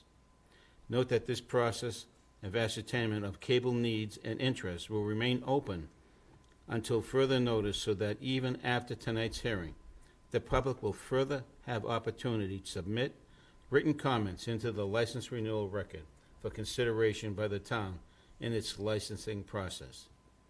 We will proceed with going on right to the public comment process. Thank you. And I will turn it over to Mr. Herbert, our town manager.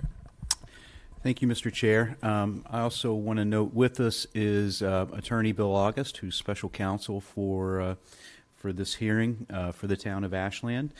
Attorney August the way I understand things is that we're going to open it up to public comment, and those speaking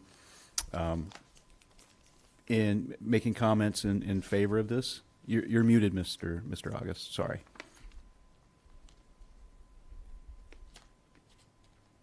Yes, that is absolutely correct. The opening it up for public comment enables the select board as licensing issuing authority to fulfill its the requirement to provide the public an opportunity for comment. So tonight, the select board does not really have to make any decision about the license itself. It's just preliminary to allow an opportunity for public comment as part of identifying needs. It's very simple, identifying needs. And in connection with that, there is also, after the public comment process, a proposed motion that was circulated for the selectmen to adopt some findings of need that were advanced as a result of information relating to the public access channels. But first part is to have an opportunity for public comment. In Attorney August, we have been provided a number of statements from different community members, as well as a report from Mrs. Chisholm from Community Access Television. To properly accept them, should we label them as Exhibit 1 and enter them into the record? Well, we had identified the legal advertisement as Exhibit 1, so I would just start sequentially with Exhibits 2. Okay. So just for the public's benefit, and I believe we have Mr. Franks here from Comcast. I also do not know if we have anybody here from Verizon. We do not. Okay. So what we have here is we have a number of statements from different community members. I don't need to read through each of them, Mr. August, right? I just can state who we have. We have a couple of statements from Steve Mitchell, who's a current select board chair, or excuse me, current select board member. Superintendent of Schools Jim Adams, Athletic Director Steve Marks, Captain Lynn Moorhan of the Ashland Fire Department, recently retired Police Chief Vincent Alfano, as well as Select Board Member Yolanda Greaves, have each made statements with regards to, for public comment in regards to this hearing. So I would, do we need to make a motion to enter that as an exhibit, or can we just enter that as an exhibit without a motion? Attorney August. I would recommend a motion. Okay. So first I would ask the board to make a motion to enter those statements in as evidence, as, exhibit number 2. Motion to allow the acceptance of the community members, or to enter the community members' comments into the record as exhibit number 2. Is there a second? I'll second that. Second. Alrighty, there is a motion, it's been seconded. All those in favor? Aye. Aye. Aye. Aye. That's 5-0. So those are now Exhibit 2. Exhibit 2. Next, we've received the Town of Ashland's and Access Corporation License Renewal Public Educational and Government Access Capital Equipment Needs Budget, an itemized budget for 2023 through 2028. Barbara, I would certainly give you the opportunity to go through this. If not, I can certainly go through it, and I would just go through each of the, just list each of the larger items, the larger buckets that you have listed here, such as studio equipment and control room equipment. Or I could do that if you'd like.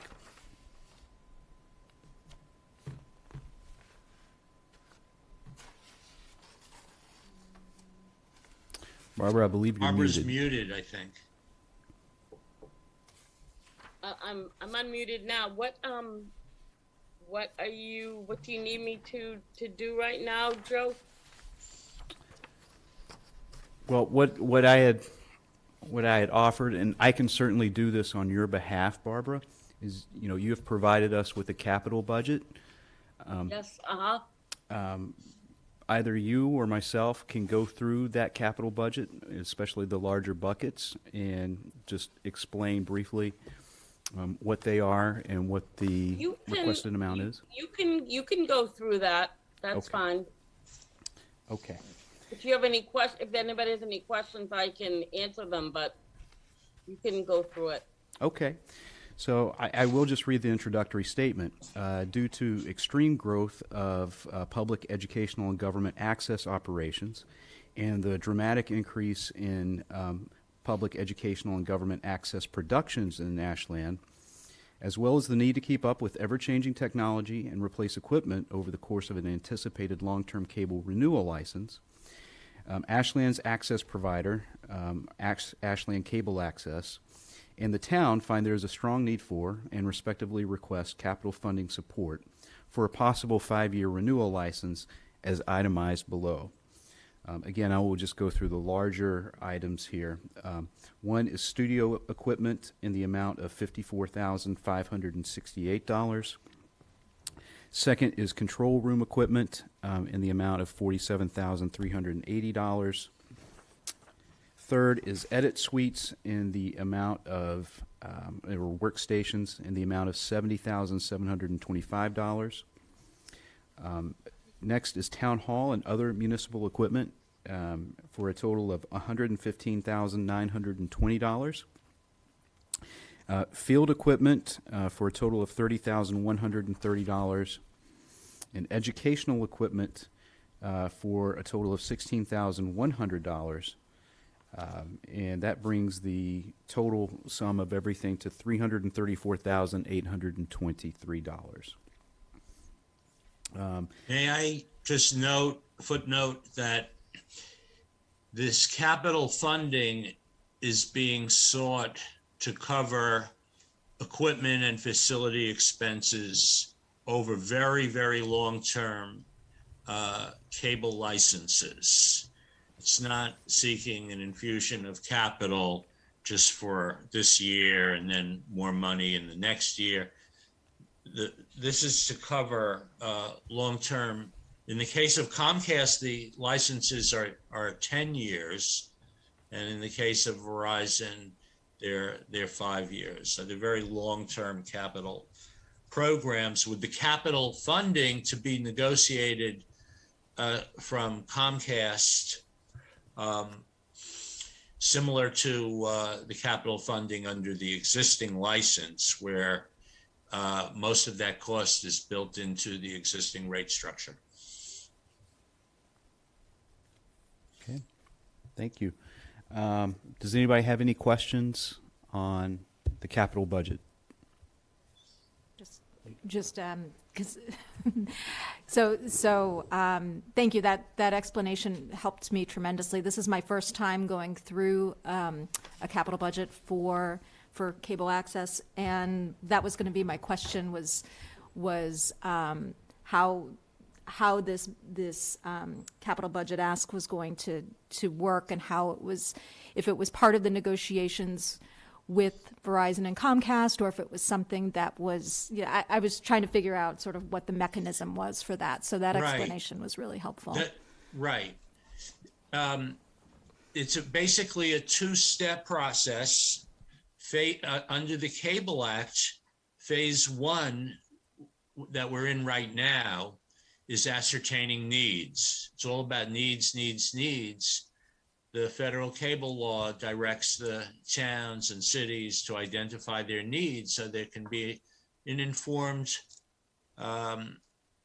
negotiations process. So phase one, we're looking at these budget documents, which are very well itemized and specific, and follow a period of historic growth by the Access Corporation, where they have increased their outputs in terms of municipal meeting coverage and sports coverage.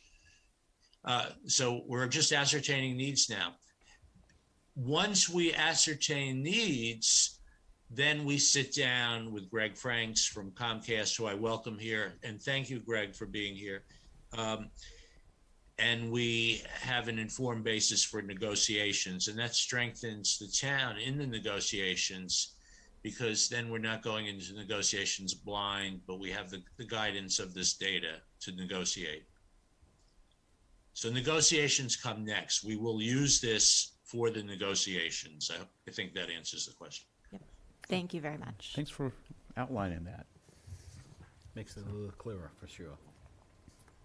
By the way, if the select board approves this report for use in the negotiations, which are in the Cable Act called informal negotiations, the motion to approve the reports specifically states that these recommended reports are only for use in negotiations, and they may be modified and changed at any time by the Board of Selectmen.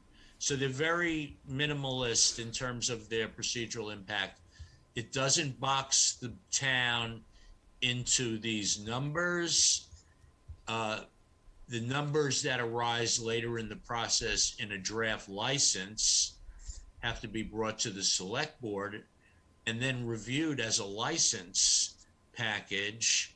And the select board is completely free to accept or reject the numbers that appear down the road in a draft license. So this is only numbers for use in negotiations and to reflect that the select board find them a reasonable statement of needs. Do have one quick question for you, sir, with respect to the numbers. Reserve fund. Each line, each segment has a reserve fund of 15%. Is that to offset inflation?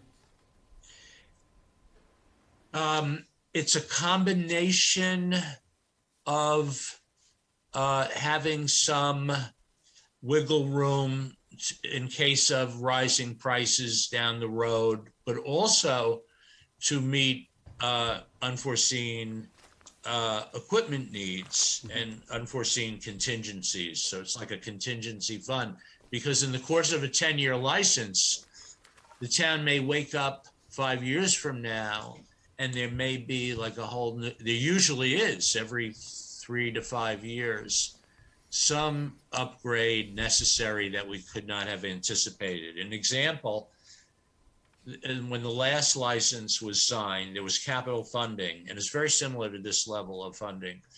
There were no cable licenses with high definition community channels. It just, in 2018, Comcast started providing high definition. So there was an unforeseen need to upgrade some of the transmission equipment and prepare for that. So that's just by way of example of why a contingency fund is more often than not useful. Mm-hmm. Thank you. I appreciate that. Actually, can I ask Bill a Sure. question? Absolutely. Attorney August, one of the things that might be helpful also is explaining how this money gets paid to the town. The money is paid usually in 10 equal payments, the negotiated capital fund. So if the total capital, just hypothetically, because I don't have I'm not open to that page now, was 330,000.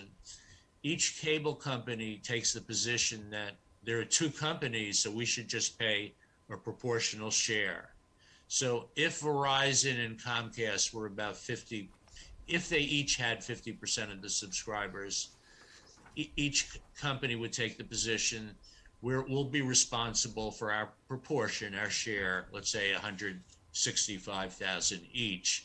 And then the Comcast position is we should pay that out in 10 equal payments, like $16,000 a year for the next number of years.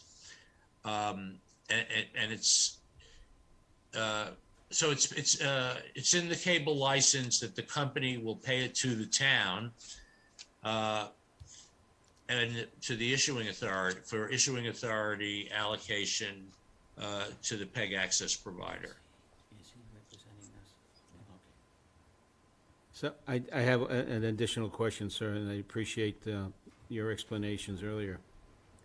Can the figure that we have in front of us, the 334,823, is that just a baseline figure? Could that figure go up? Yeah, actually, it may go up because the Verizon process started first, and the ascertainment report reflected the total capital needs actually over the course of a 5-year license.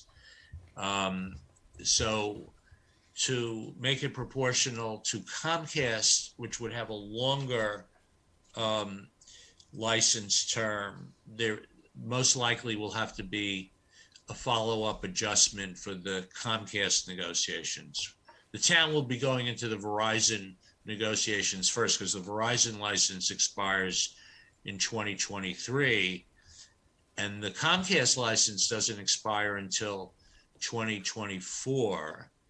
So these are the numbers that are more geared towards what Verizon has to know will be needed over the next 5-year period.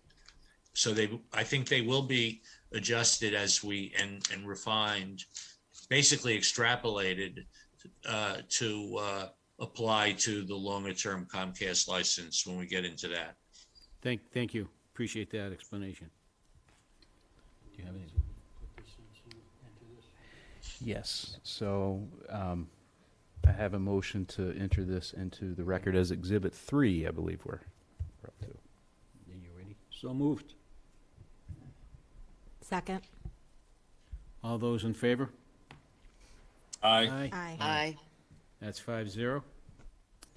And then next, I think that we have a few members of the community here with us who are probably prepared to make public comment. Great. Do you have one other document, the operational document, though? Yes. You might want to throw that in as an Exhibit 2, not throw it in. Enter it as an exhibit, because they go hand in hand. One addresses an itemized capital budget, and then the other discusses the operational growth. Right. The operational is supported by the franchise fee, which is a little different than the capital funding. The current franchise fee is at 5% of gross annual revenues. And I've never seen a renewal where that's not level funded. So it's probably pretty safe to assume that Comcast and Verizon both will just offer level funding on the annual franchise fee for operations. But it's an important document because it really details some of the incredible expansion and growth that happens with most of these local studios. They've gone from startup 15, 20 years ago to being a central community institution. So that's also part of the ascertainment record. So I move that we enter into the proceedings as Exhibit 4, Town of Ashland and Access Provider, PEG Access Operational Needs and Overview. There a second? Second. Right. All those in favor? Aye. Aye. That's 5-0. So I would open it up to public comment. Okay, at this time, would like to open it up for public comment, and I know there are many residents viewing this virtually, so raise your hand and we'll get to you. Go ahead, John. John Featherston. Good evening, Board. John Featherston, 98 Heritage Avenue in Ashland. Thank you for the opportunity to talk about WACA television. WACA's television relationship with the town of Ashland is very important to all of Ashland. WACA has proven during a worldwide pandemic just how important cable access is to a community. From providing updates from the federal, state, and local levels, WACA provided our community with important updates, educational, and life-saving information. Information is important to any community, and the high standards and commitment to excellence by Barbara Chisholm and her staff in providing that information in a clear, professional manner makes Ashland a better place. The challenges of the pandemic pose challenges for all of us, but WACA was vital in helping our community overcome some of those big challenges and still seamlessly provide public meetings, updates, and programming via Zoom and social media. No small feat, and one that needs to be complimented. I've had the pleasure and honor of doing a program on WACA for 13 years. Never once in those 13 years has the answer ever been no, or it can't be done. They always find a way because they care. Around the clock, Ashland Sports, the Boston Marathon, New England Super Bowl kickoff parties, live elected board meetings, Ashland High School graduation, and even preschool graduation, my favorite, are just a few of the highlights that WACA provides year after year. Heck, they even make me look good, which is no easy task. It is my wish and desire that the cable operators decide tonight to continue to fund community media and keep the important relationship between WACA and the town of Ashland. Thank you. Thank you, John. I will jump in since I have my hand up for a pretty good amount of time. Don't She's worry, still Mark, up we'll there. get to you. But I have, my hand's been up for a little while. Well, you know what, Mark? My vision's not as good as it used to be. What can I say? Go ahead. Thank you. Mark Soli, on the board that got the license in this town over 10, 15 years ago. Me and Bill August and the rest of us teamed up to get that contract formed and worded out. We crossed every T, dotted every I, and got the companies to come into the town to say, yes, Ashland is worth broadcasted in. And it was Comcast first. Then it came in from where the WACA was at Leshmere to where they are now in Butterfield. That was doing the negotiations to get them to expand, to give them the money to find a bigger place. So I point out my efforts to this and through the board to Bill August, who seen my actions, and we worked well together.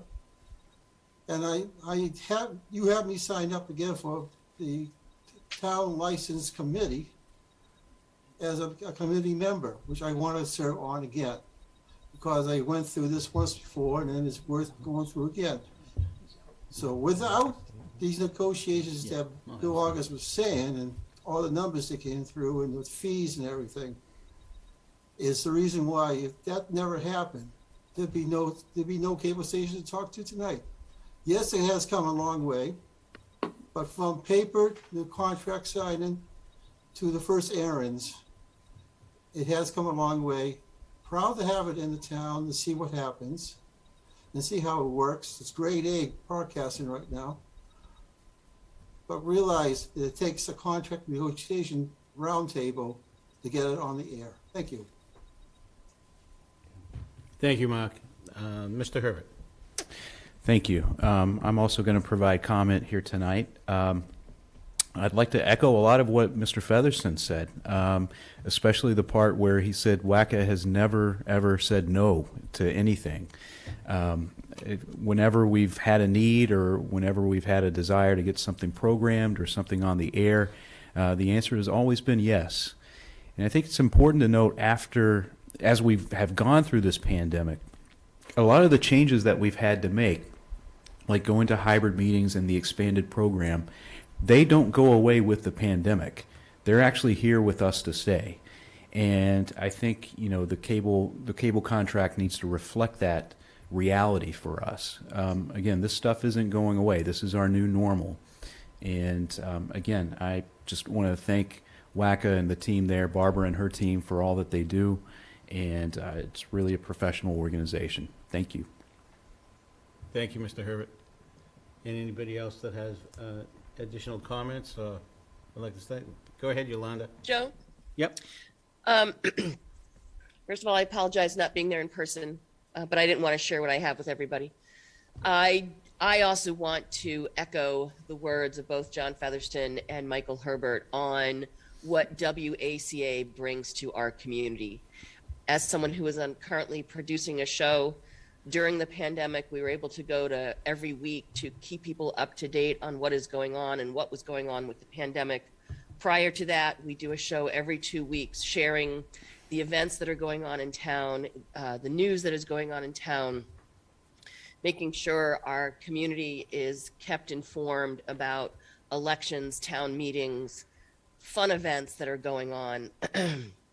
So it's very important that we continue to support and work with Barbara and Paul and Allison and all the staff and all the people that step up to help create all the great programming that is going on at WACA-TV. I was just at an event the other day where someone actually thanked me for our programming. I've been to other events where people have thanked us for sharing the sports programs, the fun programs, the cooking programs that have happened over the years. So I think for our community, WACA is a major asset and one that we have to continue supporting. Thank you. Thank you, Yolanda. Greatly appreciate those words. I do have something that I would like to add. I wasn't going to, but I think it's important to do a little quick history. 290 Elliott Street, it all started there. They can see someone smiling and laughing. Long corridor to a room, 2 rooms. It started there, and it expanded. Then it went to the high school. They had their own studio, and now they have their own business format down in their own little world down there. And I have to tell you that being able to put on some of the shows that I was very fortunate to be part of, with Lieutenant Irusi and myself, called Badgers, it brought a lot of satisfaction to the 2 of us, helping folks with safety issues and concerns.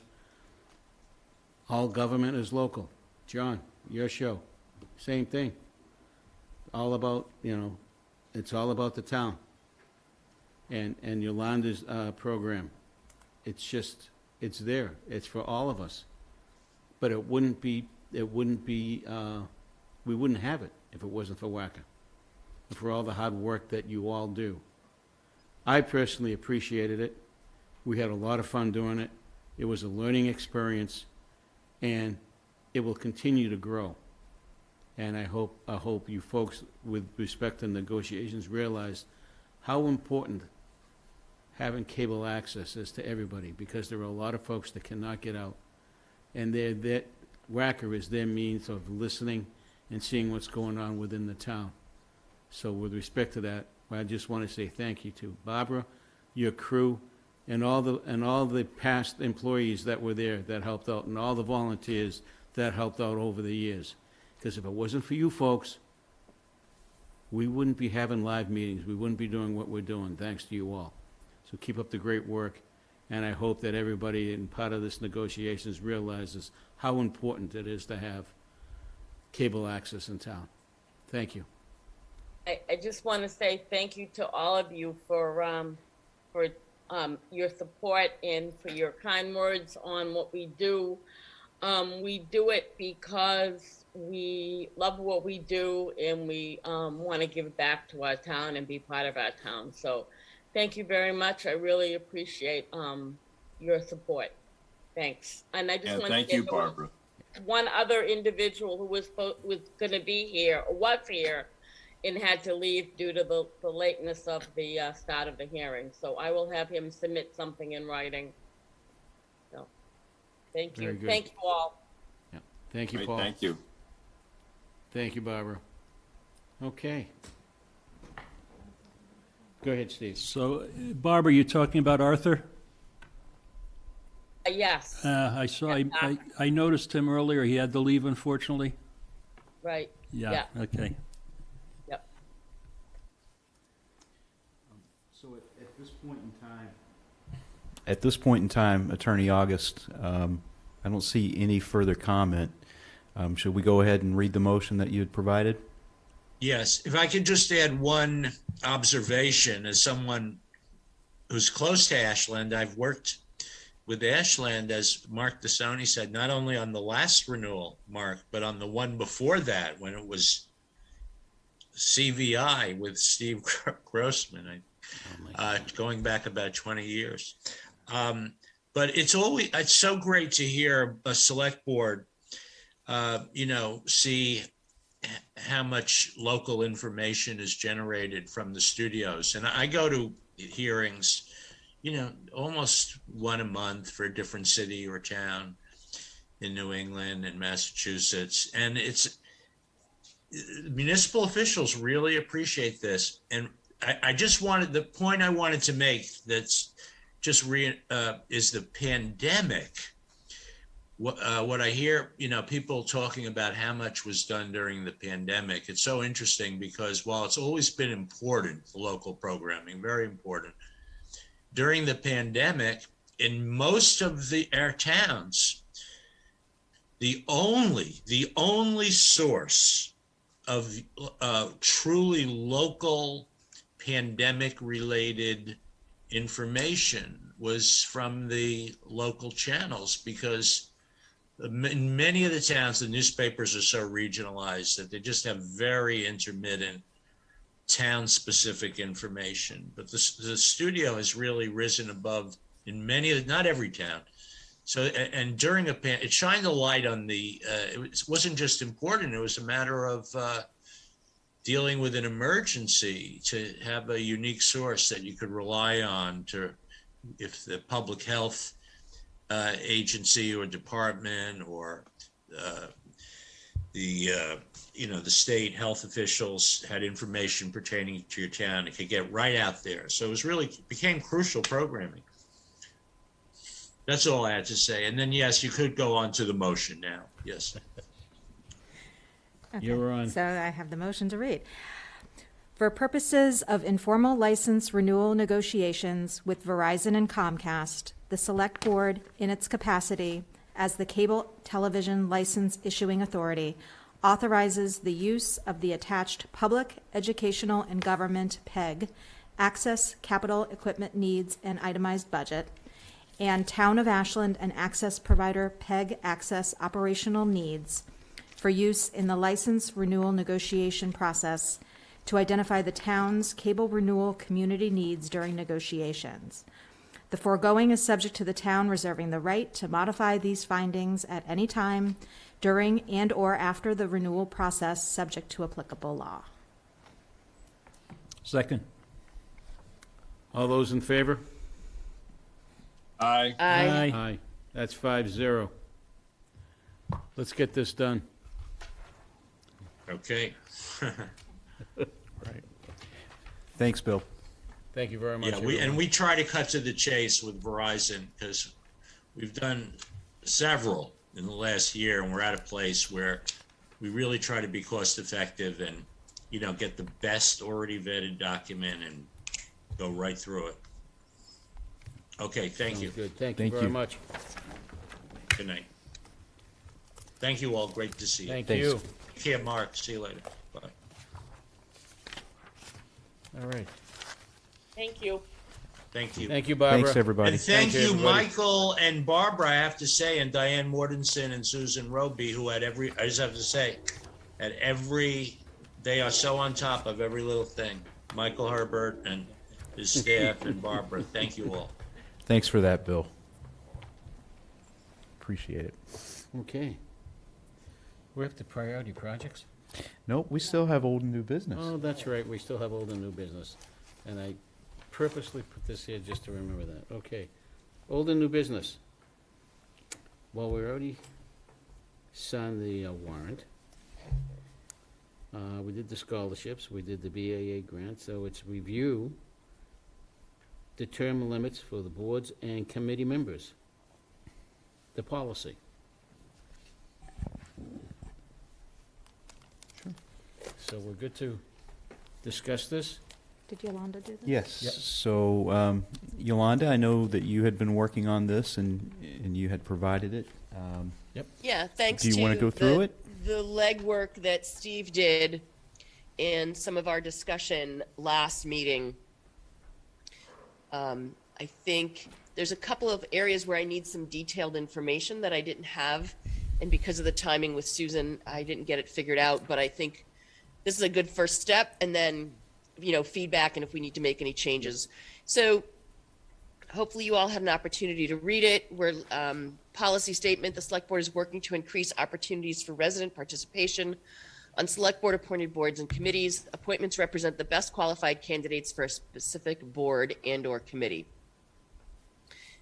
We have the responsibility of appointing, and this is where it got fuzzy with Susan, exactly how many boards, I wasn't sure, but it is one of the most important responsibilities. I'll go more into the details of the policy.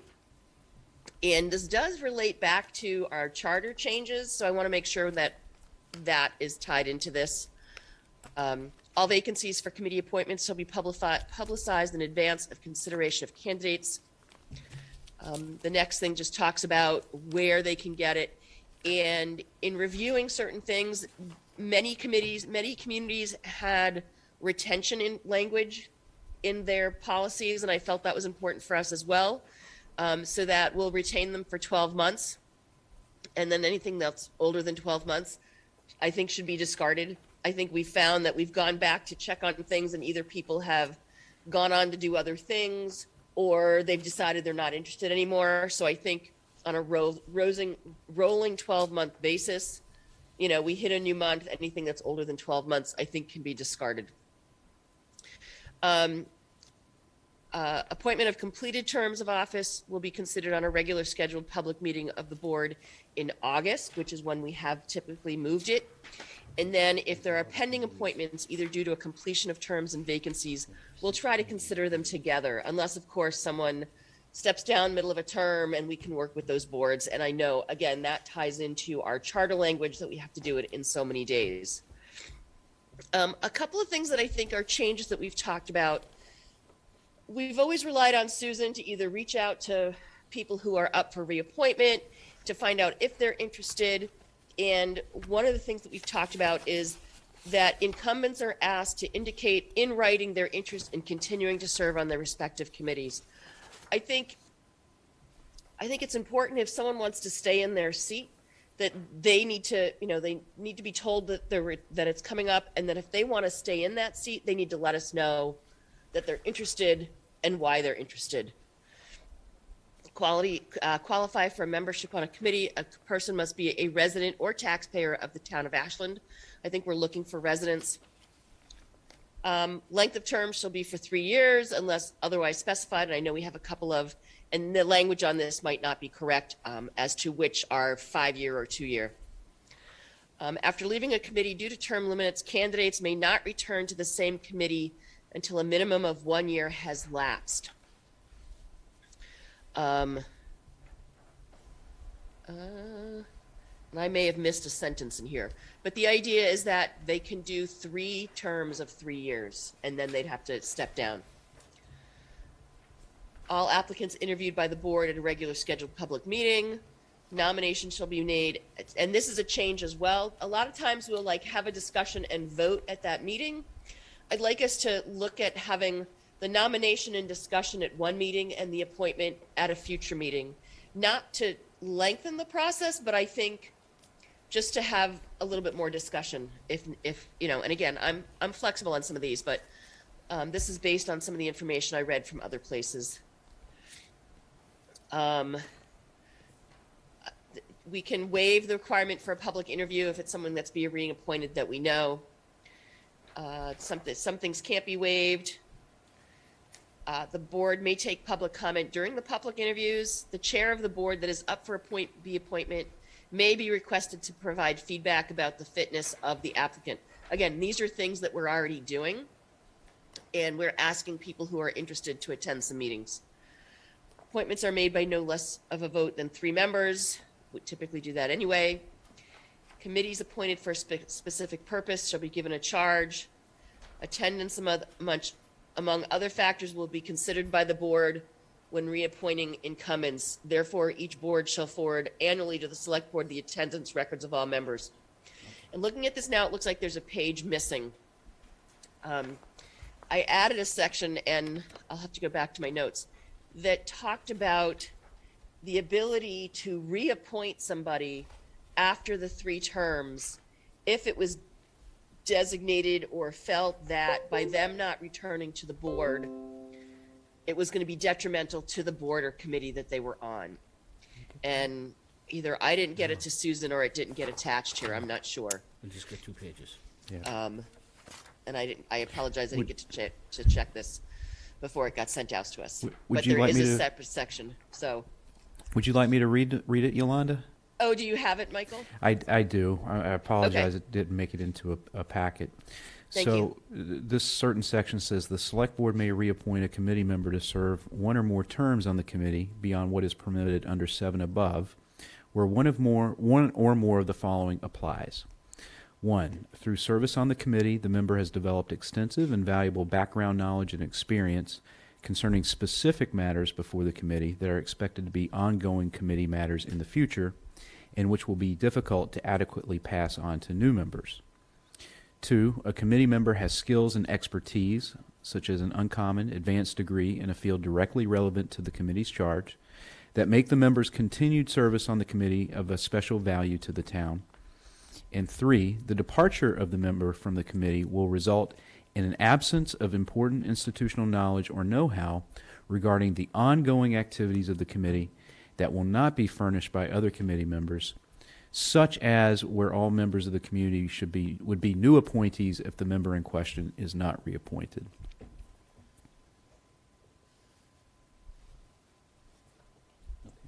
And so I just reread section 7, and it does say that no member of a committee shall serve more than 3 consecutive, hold on a second. Bless you. Bless you. 3-year terms. So I think one of the things we've talked about is that we want to get new people on, but with that addendum, it allows us to look at who has to be reappointed and if it makes sense for them to stay there. Mm-hmm. Comments, questions, Go ahead, Brandy. So thank you, Yolanda, for working on this. This is great. Couple questions. One, number 2, where we talk about the applications for committee appointments.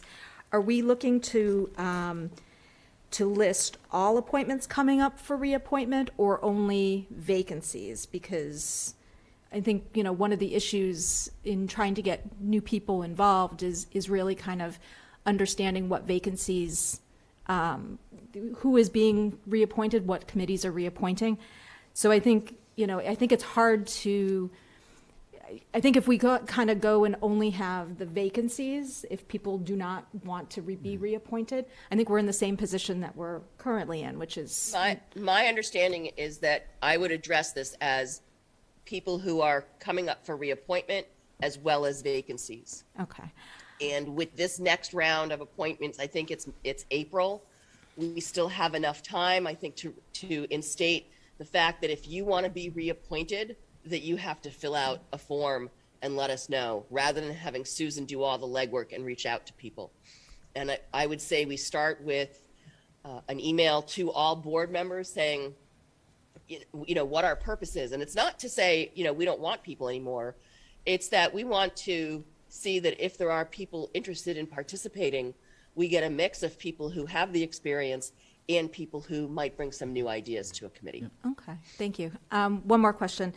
Yep. So where we have number 5, where we say incumbents are asked to indicate in writing their interest, could we also put something in there about recommendations from the committee? Because if we're going to have if we're going to basically try to open it up to new people, it would be, I think it would help to have the committee's recommendation as well, whether or not to reappoint someone that is wanting to be reappointed or... So that is covered under number 11, that will take public comment, and the chair of the board that is up for appointment may be requested to provide feedback about the fitness of the applicants for appointment, and if the applicant has attended to our meetings to determine the fit to the committee. Okay, great. Thank you. I think that addresses your concern of, is this the right person for the board? Okay. Go ahead, Steve. So one area I think we need to dig in a little bit deeper is the exceptions to the term limit clause. And, okay.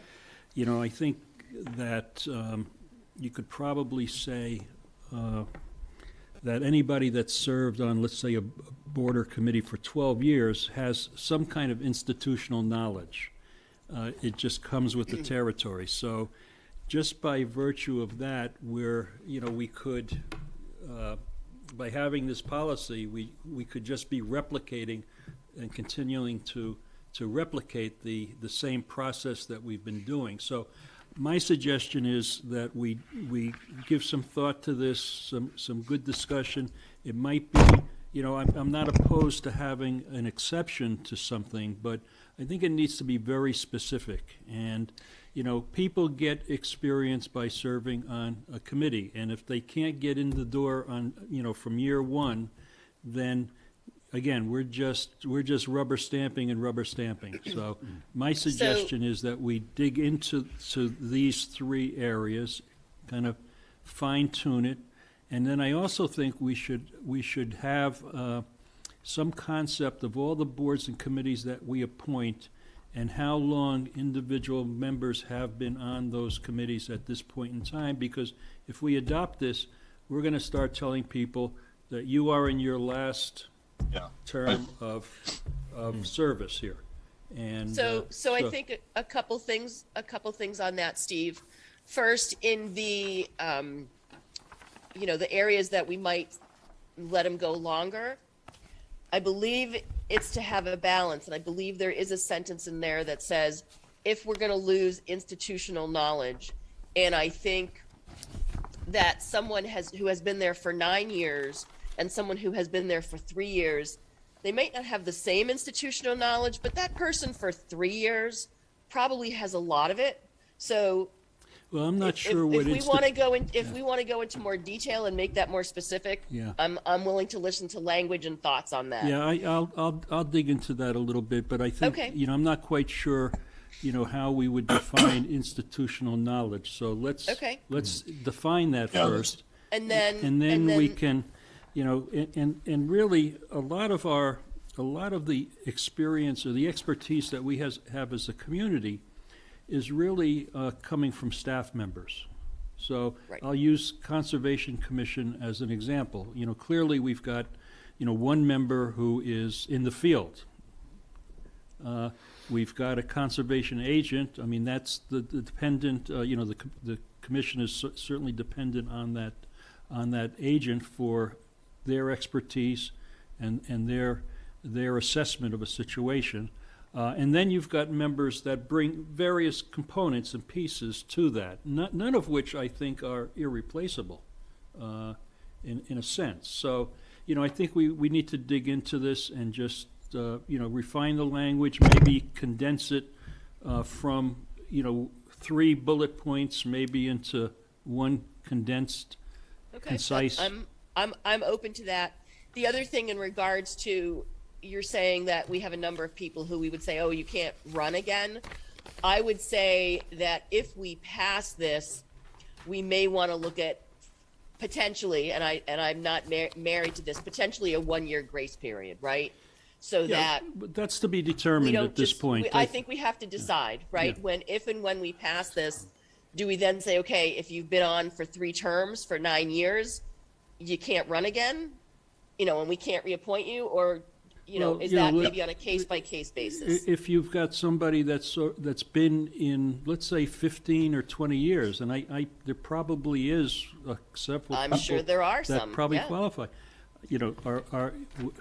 Would it be unreasonable to say, we're adopting this new policy, you are in your last appointed term? I don't think so, but that's a discussion for future, I think. Right. All right, I'd like to make some comments here. I actually have some questions. So, administratively, this to me sounds very complex, and I guess I just don't see the problems that you guys are seeing with new people getting on. I think if I was a long-term incumbent who had spent out many years and then was told that either there's term limits, or if I want to be renewed, I have to come in and have an interview with some new person and be re-interviewed for the job, I would be insulted. And, I think we should be in the position of encouraging people to stay, because we don't have the problem with people staying. So, Rob, I just want to... with recruiting people. I want to interject. There is a note in here that says the requirement of a public interview for applicants to, wait a second. If the only applicant to an advisory committee is an incumbent in good standing seeking reappointment, the board may waive the requirement for a public interview by a majority vote. So that addresses that concern. I would just say, well, I wouldn't say it does, because people can, if someone new applies, they'll be here interviewing again, which I think we should be focusing on recruiting people for existing vacancies and not putting existing members through more hoops to go through. Unless we have specific issues with them, which is fine, we should bring them up and not go through this whole widespread reevaluation of people. And I actually, the term limit concept I don't see it as a problem. If there were people like, we do have, we all congratulated Jack Walsh for leaving the FinCom. We didn't pressure him 5-10 years ago to leave. We thought it was fine that he spent 15 or 20 years on the Finance Committee. I'm just not sure what the need is for this. And we've got, of course, Gene Crouch and the Conservation Commission, whom we all know has been there probably almost 30 years. We're very lucky to have him. But then put that in danger I just don't see the reason for all this. Why are we doing this? I guess I look at it this way, Rob, right? That I applaud and I appreciate everyone who has stepped up and who has volunteered for long periods of time. All we're asking them is another way for them to let us know that they want to be reappointed. Just like when they first applied, I understand right? that. They're filling out a form that says that they want to be reappointed. And it was interesting, someone, it's beyond that, Yolanda. They could be re-interviewing for their position if someone else applies for it, who may or may not know. They just put it in. So, and then there's active discussion of term limits here, and Steve is pushing even on your waiver process. So he definitely believes in that, which is fine, but I don't see the need for term limits. If we had a bunch of people on these committees who refused to resign and were being inadequate and weren't attending, and we had that problem, then I would support this, but we don't have that. We have the opposite problem. And the other thing I wanted to note about having the chairs come up with the annual attendance for every member are the people, that's just another adding to their workload. It should be in their minutes, Rob. What's that? It I should know, be in so their they have to minutes. go through the minutes and count it up. I mean, why are we making them do that unless we have an idea that we've got someone who doesn't come? And we know that when that happens. So it's just all these kinds of things. I don't, I guess I don't see the need for this. This is like, a solution in search of a problem. I guess I know I've heard about issues since I've been a member of this board. Well, let's take them up. With certain committees and with certain volunteers. And obviously other members of this board are thinking the same way, or this wouldn't have come up again and again, either in board retreats or as we're having discussions about appointments. Yeah.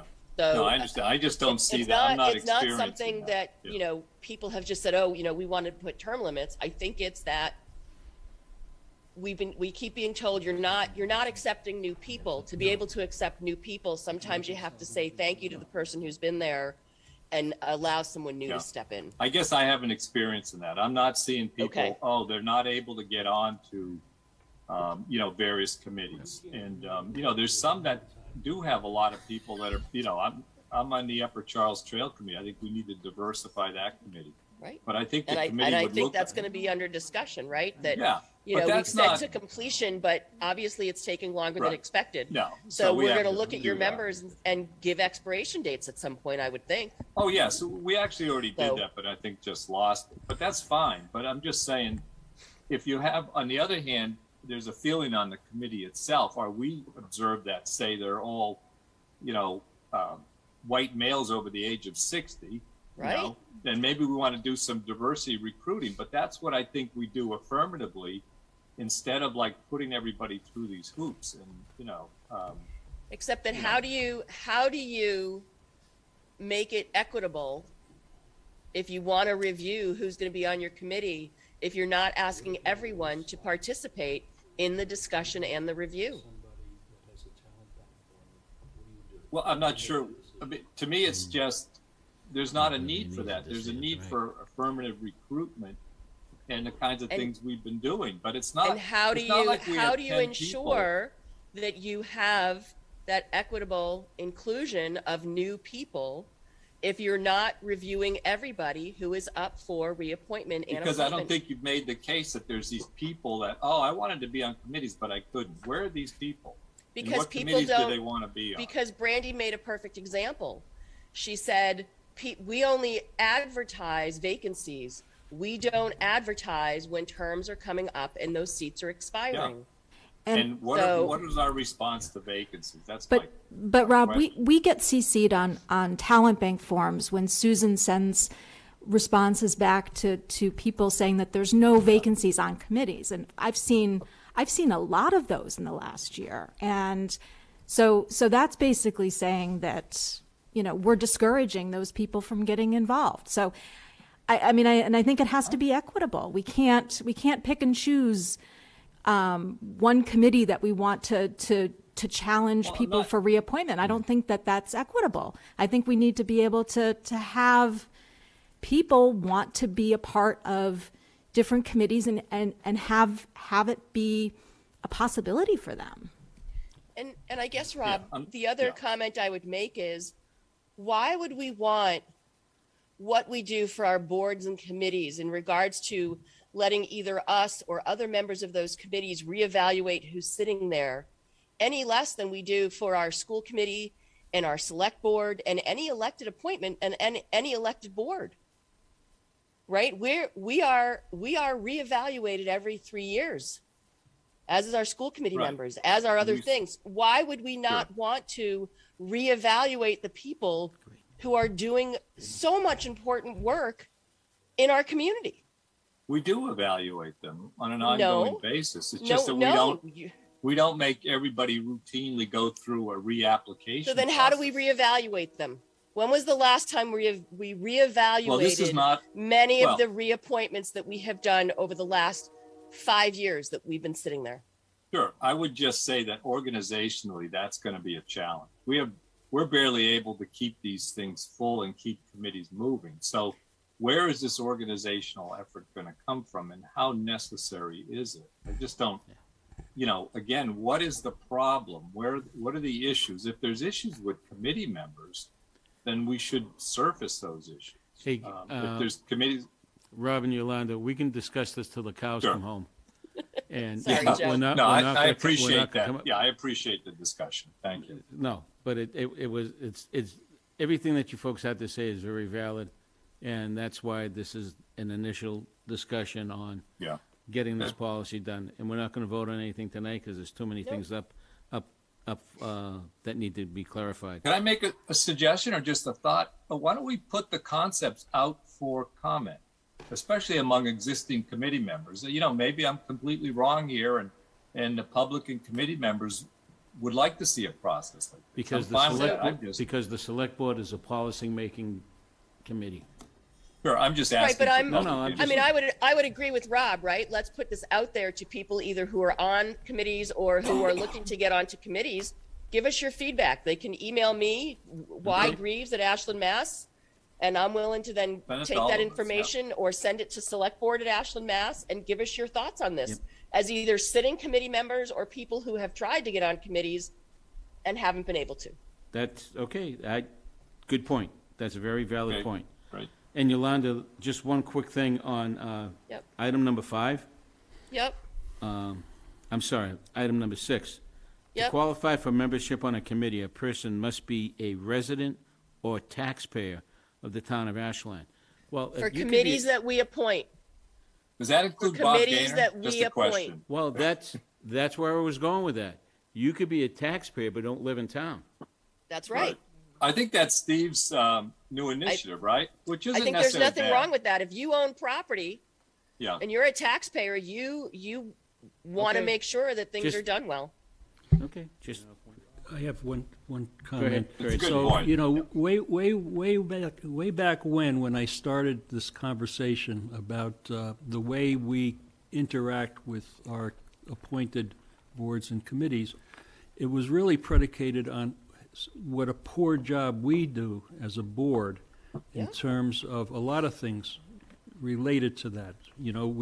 Over the years, we've tried to have boards and committees come and report to us.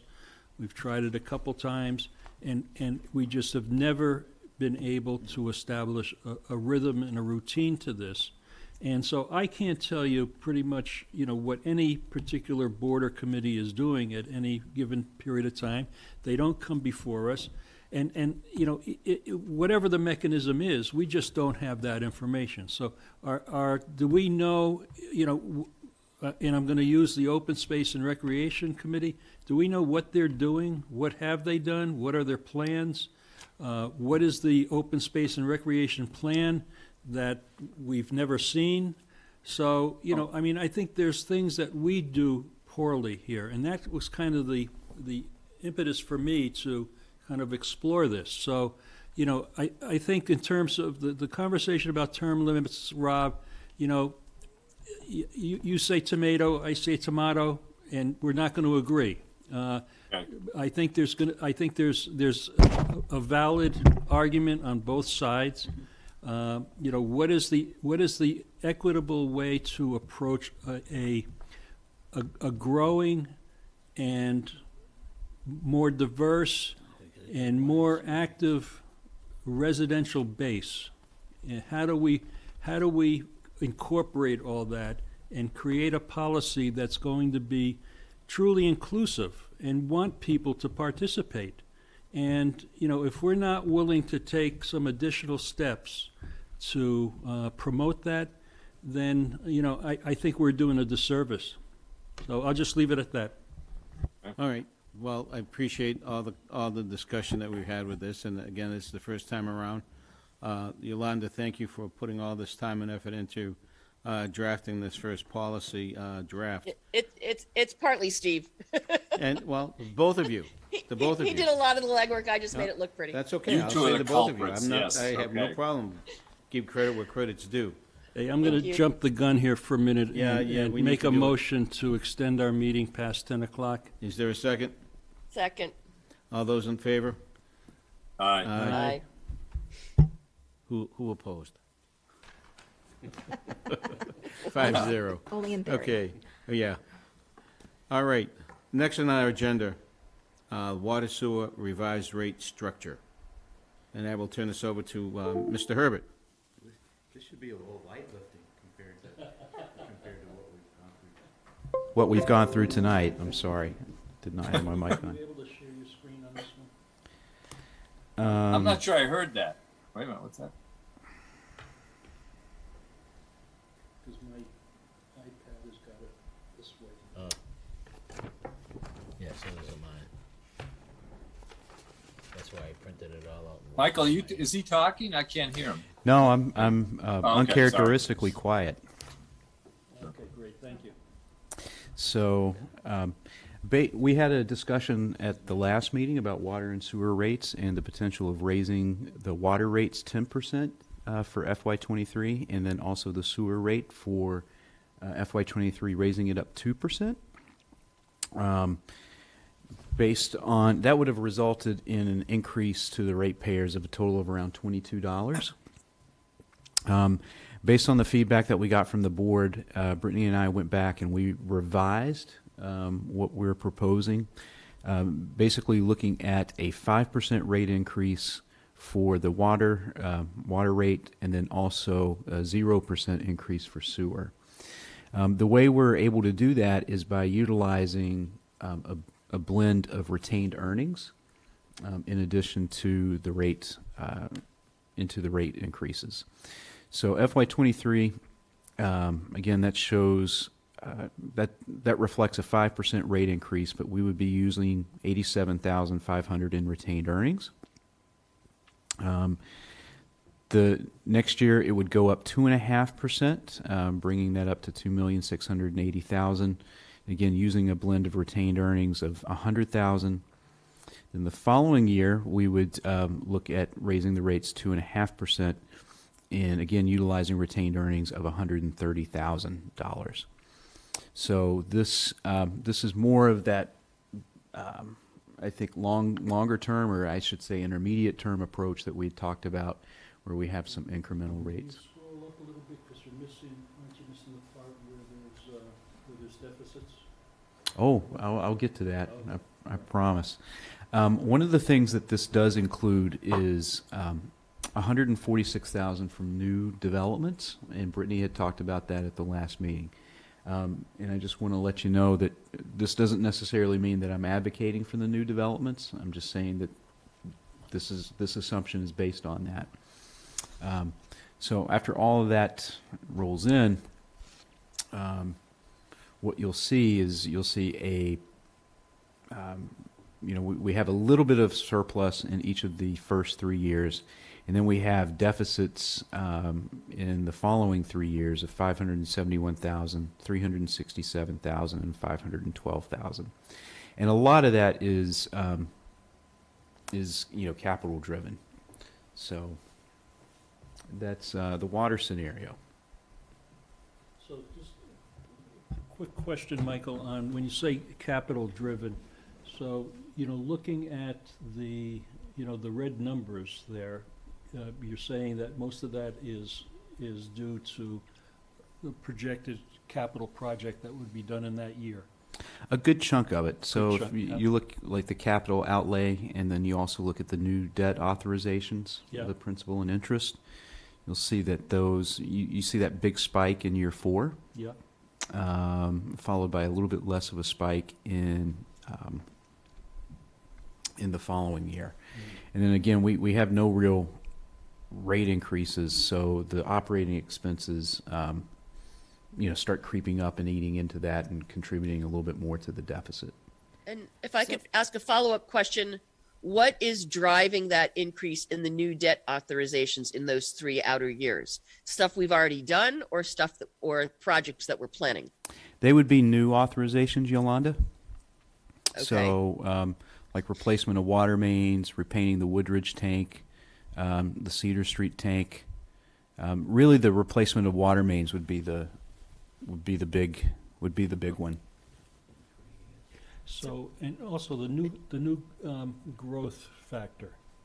Now, if that doesn't materialize, what happens? So I believe we based that on 140. So 146,000 of the sewer user charges were from new developments. From new growth, yeah. So we would be looking at subtracting that 146,000 from the bottom line. From the bottom line, okay. So for the deficits that we're seeing in year 4, I assume that means we're going to be kind of coming back and looking at what the numbers would be in year 4 to be able to offset those deficits. Yeah, and the hope is that maybe, we talked about this at the last meeting. Hopefully we'll get some infrastructure money that flows down, pardon the pun, that would allow us to use, federal and state funds to make those capital investments as opposed to local funds. So it gives us a little bit of time. Could we use ARPA? Mike, I'm having trouble hearing you. I'm sorry, Rob. Did you get most of that? I think I missed the last sentence or two. No, I was just, excuse me, I was just saying that, the hope would be that we would be getting some water or some infrastructure money. Infrastructure. Yeah. And, we would start seeing some of that in the future years, and that way we wouldn't have to use local funds to make these capital investments. Is there any way we could, I'm sorry, Rob, is there any way we could set aside some of that ARPA money for water and sewer capital? We could always, we already have a plan for it. Okay. I was just thinking, extending that ARPA money out, to those 3 years to help cut that deficit. Well, we would have to spend the ARPA money by 2026 anyway, so Okay. it wouldn't really help us with It wouldn't that. help, okay. Well, can I just follow up on that? So, actually, Michael, what's the current retained earnings fund for water? Oh, excuse me, 1 minute here. I mean, just roughly, we're talking about. It's over $1 million. Geez, I'm on the big screen. Holy. But we've got roughly some fund we're going to be using. What kind of decisions are you making in terms of funding the future deficit? Is the retained earnings forecast to be gone? Or are you leaving a cushion, or? So what I would ask, or to answer your first question, we have 1.8 million in retained earnings in water, and then for sewer we have 1.5 million. We have a little bit. So just a general comment. So I really appreciate this work. I think it's great budget work, and I certainly appreciate you and Brittany taking another look and seeing what you could do. And I certainly appreciate that. The one thing I guess that I would say in terms of the water, which I think if I understand you correct, I mean, you're just asking for a kind of a modest increase to the water fees for next year. And I think the only thing, well, there's a couple points. One is Joe asked about the ARPA funds. So I think, you know, we right now have budgeted, instead of using the ARPA funds for water sewer infrastructure, we've decided to put it in some other project. And, you know, namely the 1 million of it is for the turf fields. I would respectfully suggest that this water sewer infrastructure is a more appropriate use for those kind of funds than replacing a turf field. And especially if we have a fee that we're charging everyone for basic services like water and sewer, that would seem to me to be a bigger priority than turf fields for recreational sports, basically. As admirable as it might be, that the water sewer that we're charging people is a more important use. And the other thing I would think that I would suggest, given where we are right now in the economy and these unique inflationary pressures, that we do our part, not add to that inflation. And even though this is a modest increase in the water fees, I would propose that we put it off for a year. One, the main reason is to hold off on, you know, do our part in fighting inflation and use the federal government funds that have been given us for that purpose to stop this kind of inflation. And two, that I think we have some tools at our disposal to monitor what's going on, and we can take action later next year. It doesn't look like we have a current, I know as a prudent financial manager, you and Brittany are doing what you should be doing and saying, this is what we're looking at. But I think we have at least enough uncertainties that we could continue at the current rates for a year, just as we've done with the sewer, and then kind of evaluate where we are when we're going to know more. For one, we'll know about the infrastructure. We'll know if we had to use some ARPA funds. You know, so I would just, and normally I would just say, yeah, this is prudent, but I think we're in a kind of unique period right now that we don't want to be part of this inflationary pressure. And I would think that that's kind of an important thing right now. So that would be my take on that. I would ask that we put this off. And I certainly appreciate your efforts in this kind of financial management. I think my point of view as an elected official, I think, is slightly different in that I'm looking at some other things and I'm willing to, you know, take that, at least extend the current rate. So that's my take on it. So. I probably should have added that this would result in an $11 annual increase. Yeah. On the rate. Just the 5%. Well, I think it was $20 is what my recollection was, but yeah. No, I certainly understand that. No, I think it's more. List of the capital projects for each year, is that part of this? I have the debt authorizations. Yeah, I mean, you know, that's the other thing that we, you know, can look at is pushing off, you know, more of this capital infrastructure investment. Well, You know, that's, when I was looking at this, that was my thought. I didn't have a clear sense of, you know, I didn't have a clear sense of what the priorities were for each of those capital items. You know, but you know, my feeling is that we've spent the last how many years deferring rate increases? Four years for water and 3 for sewer. So that to me is concerning that we have been prudent over the last short term, and for the last 4 years. It's not so short term, I guess, in terms of this kind of analysis. But you know, I appreciate Rob's, you know, position about the times being what they are. You know, but again, I think we've really pushed this out, I think, to a point where, you know, it's probably, in my opinion, not prudent to incorporate some gradual rate increases as we move forward. I would agree. I think a gradual fee increase is, you know, I appreciate the work that you guys did, because for me personally, when I saw a 10% rate increase, that's a large percentage. It's, you know, I know it amounted to like I think it was $22 before. Yeah, $22 total. So, you know, making it more gradual and doing 5%, I think that,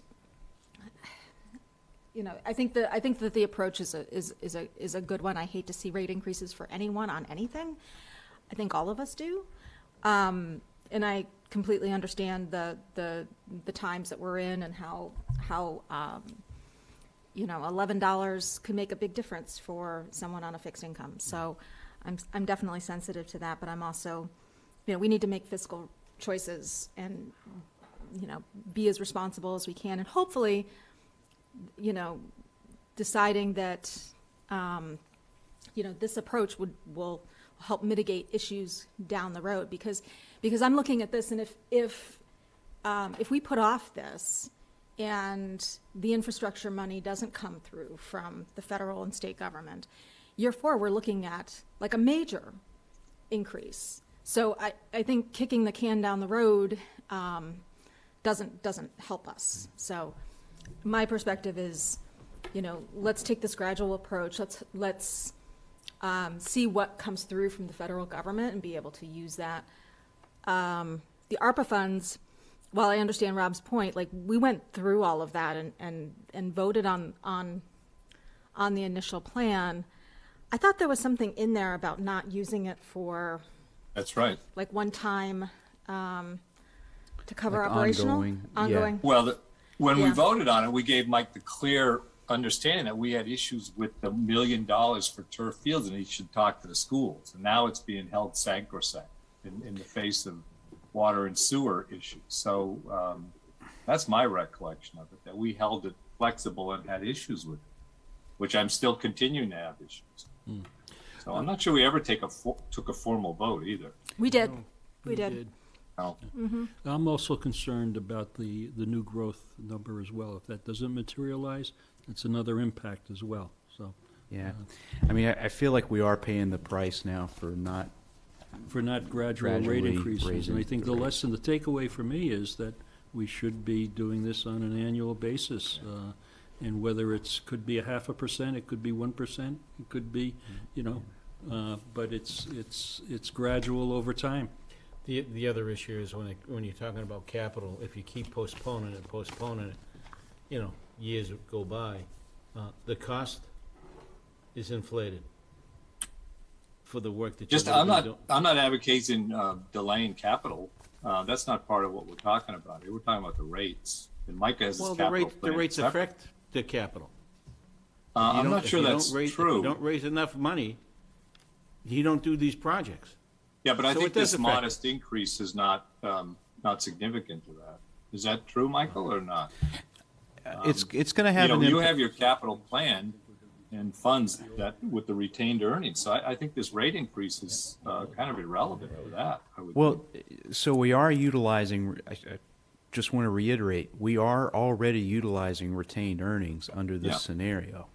It's not like it's just everything's being supported through the rate structure. We are, you know, Yes. essentially in water, you know, with this Yeah. 3-year proposal, you're looking at over 300,000 in retained earnings. So you could argue that the retained earnings is because the fees have been too high in the past, and we have, in essence, a surplus. I'm not saying it's a bad thing, but it means that the rates back then were higher than the current costs, and so we have a cushion. Great, but it's, you know, it can be, it's legitimate to spend it. Rather than raise rates. That's all. And it is kind of a minor change, so I certainly appreciate it, but that's just my feeling on it. So. When does the Hopkinton shares go away? I believe that ends in 2025, unless we negotiate a future intermunicipal agreement. All right, so that's another unknown here. Yeah. I mean, I feel like we would be able to reach some kind of an agreement with them, an intermunicipal agreement. That would actually come before the board. Right, so, but it could be less than what you're showing, depending on what they're doing internally in Hopkinton for water supplies. It could. What year is that? 2025. 2025, I believe, Rob. Yeah, so we got a little time there. I me. Well, That's not my really. point. Not really. I'm not sure there's a, you know, I have my view. You know, I mean, these are all reasonable positions. Okay. Joe, if I may, I haven't really chimed in yet. Go right ahead, Yolanda. Thank you. So first of all, Michael, thank you to you and Brittany for taking another look at this. I think it's important. I guess the one question I would have is if we don't do the rate changes this year, what would that look like? And do we have to take the vote today? But I believe we do because we need it for town meeting. The other comment I would make is, we didn't do any rate raises during the pandemic. We were like, you know what, we're not going to do that to people with everything going on. My concern would be is if we don't do this small increase now, we don't know what inflation's going to be like in 12 months. So if we don't do it now, and then we have to do a bigger increase in 12 months, and inflation has continued to go up, it's going to be even harder to do it to our residents. Whereas by doing a small amount now and planning it out, I think it's a smaller bite, and I think it's a little more gradual and more well-planned. I don't disagree with that, Yolanda.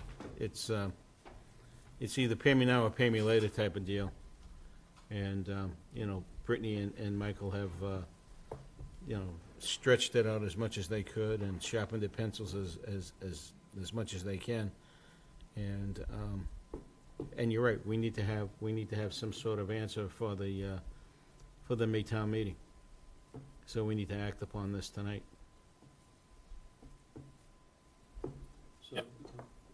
Are we reviewing sewer, or are we just? Sewer should be pretty easy, because we're not asking for any rate increase on that one. Okay.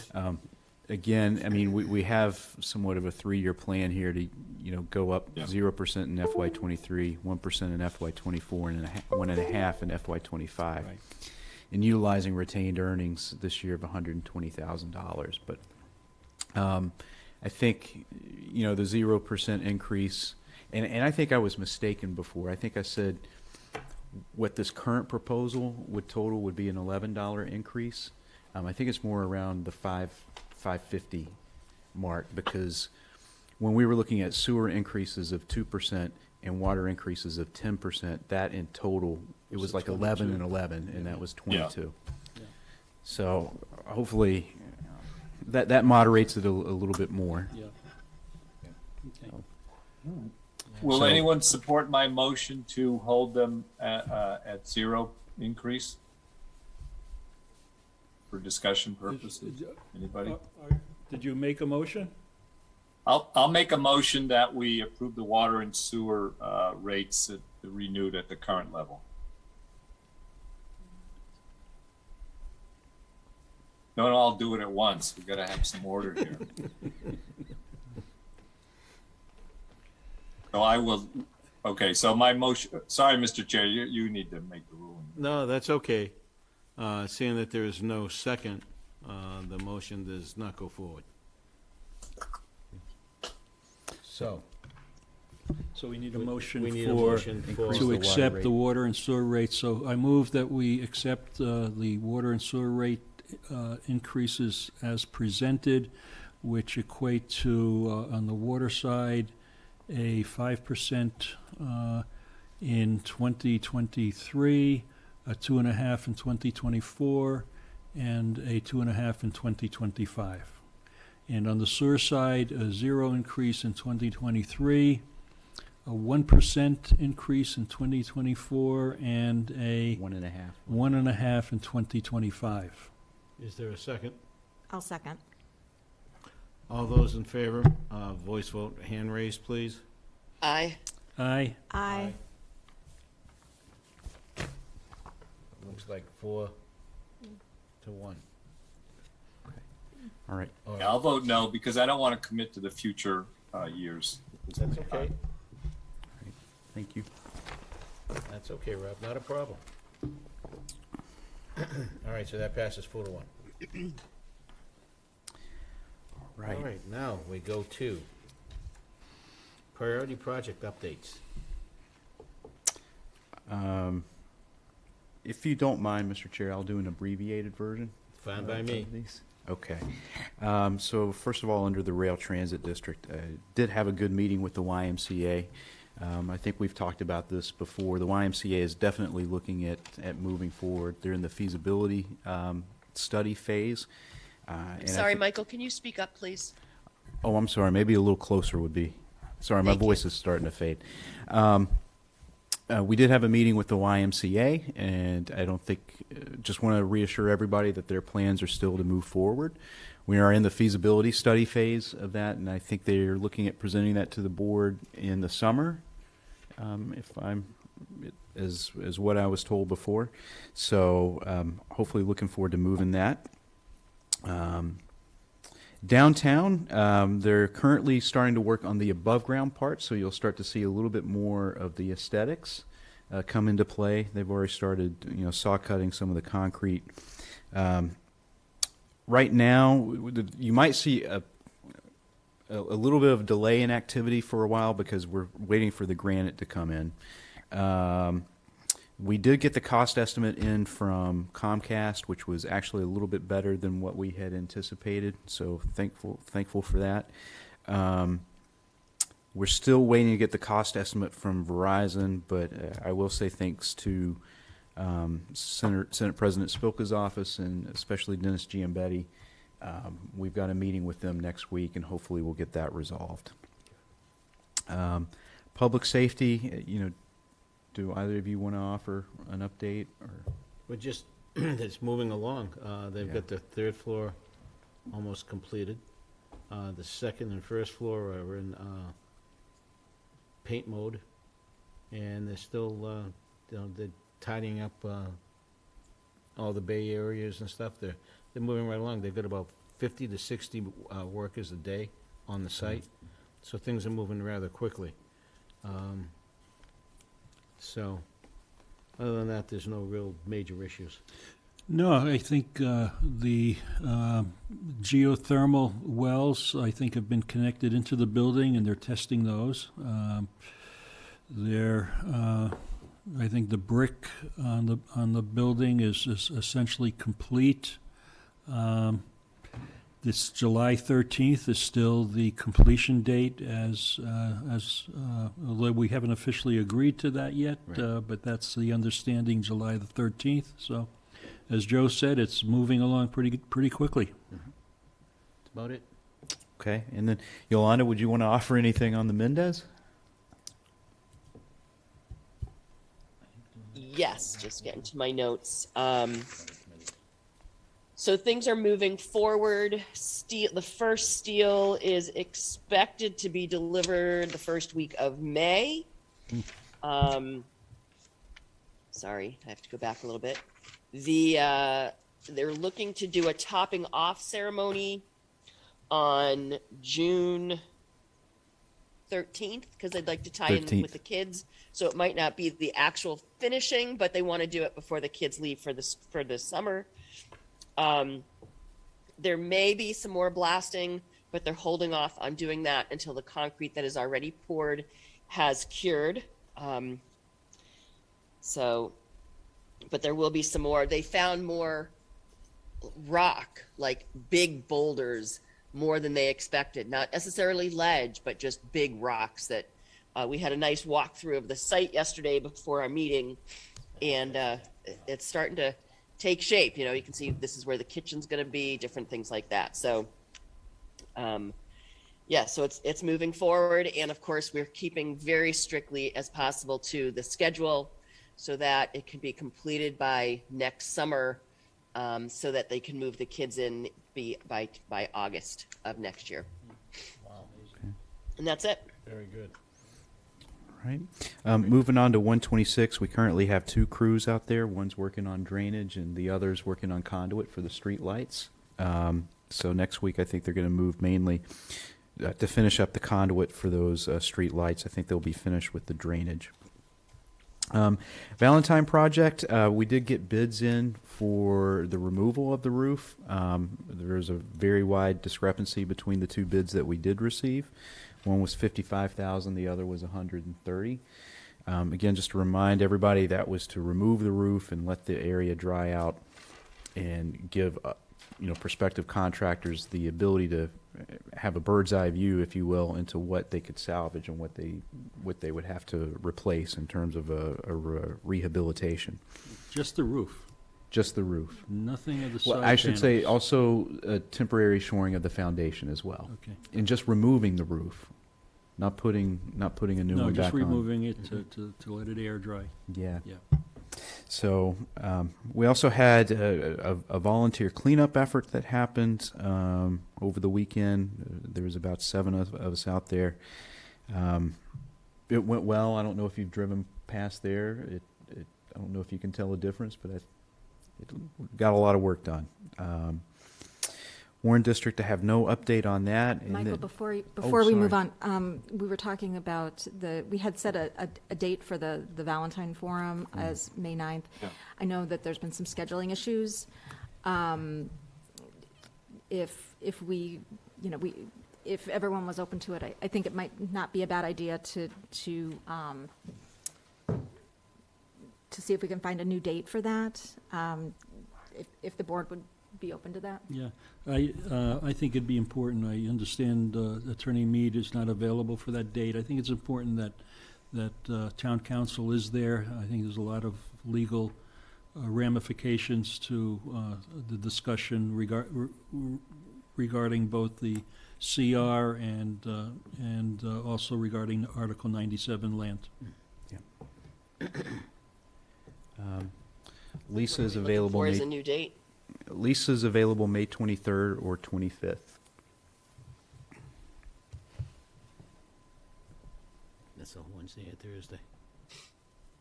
May 23rd, is that the May suggestion? 23rd would be good. Guess I'm okay with that. May 23rd. Sounds good. We got it. Oh, no. Michael, I have one question on the cleanup and on the property itself. Is the property surveyed and staked out at the Valentine property? It was surveyed, Yolanda, so I'm sure there's some kind of markers there. I just can't answer that for sure. Okay. Is that a 7 o'clock, presuming that's going to be a 7 o'clock meeting? We would do it at 7. Yeah.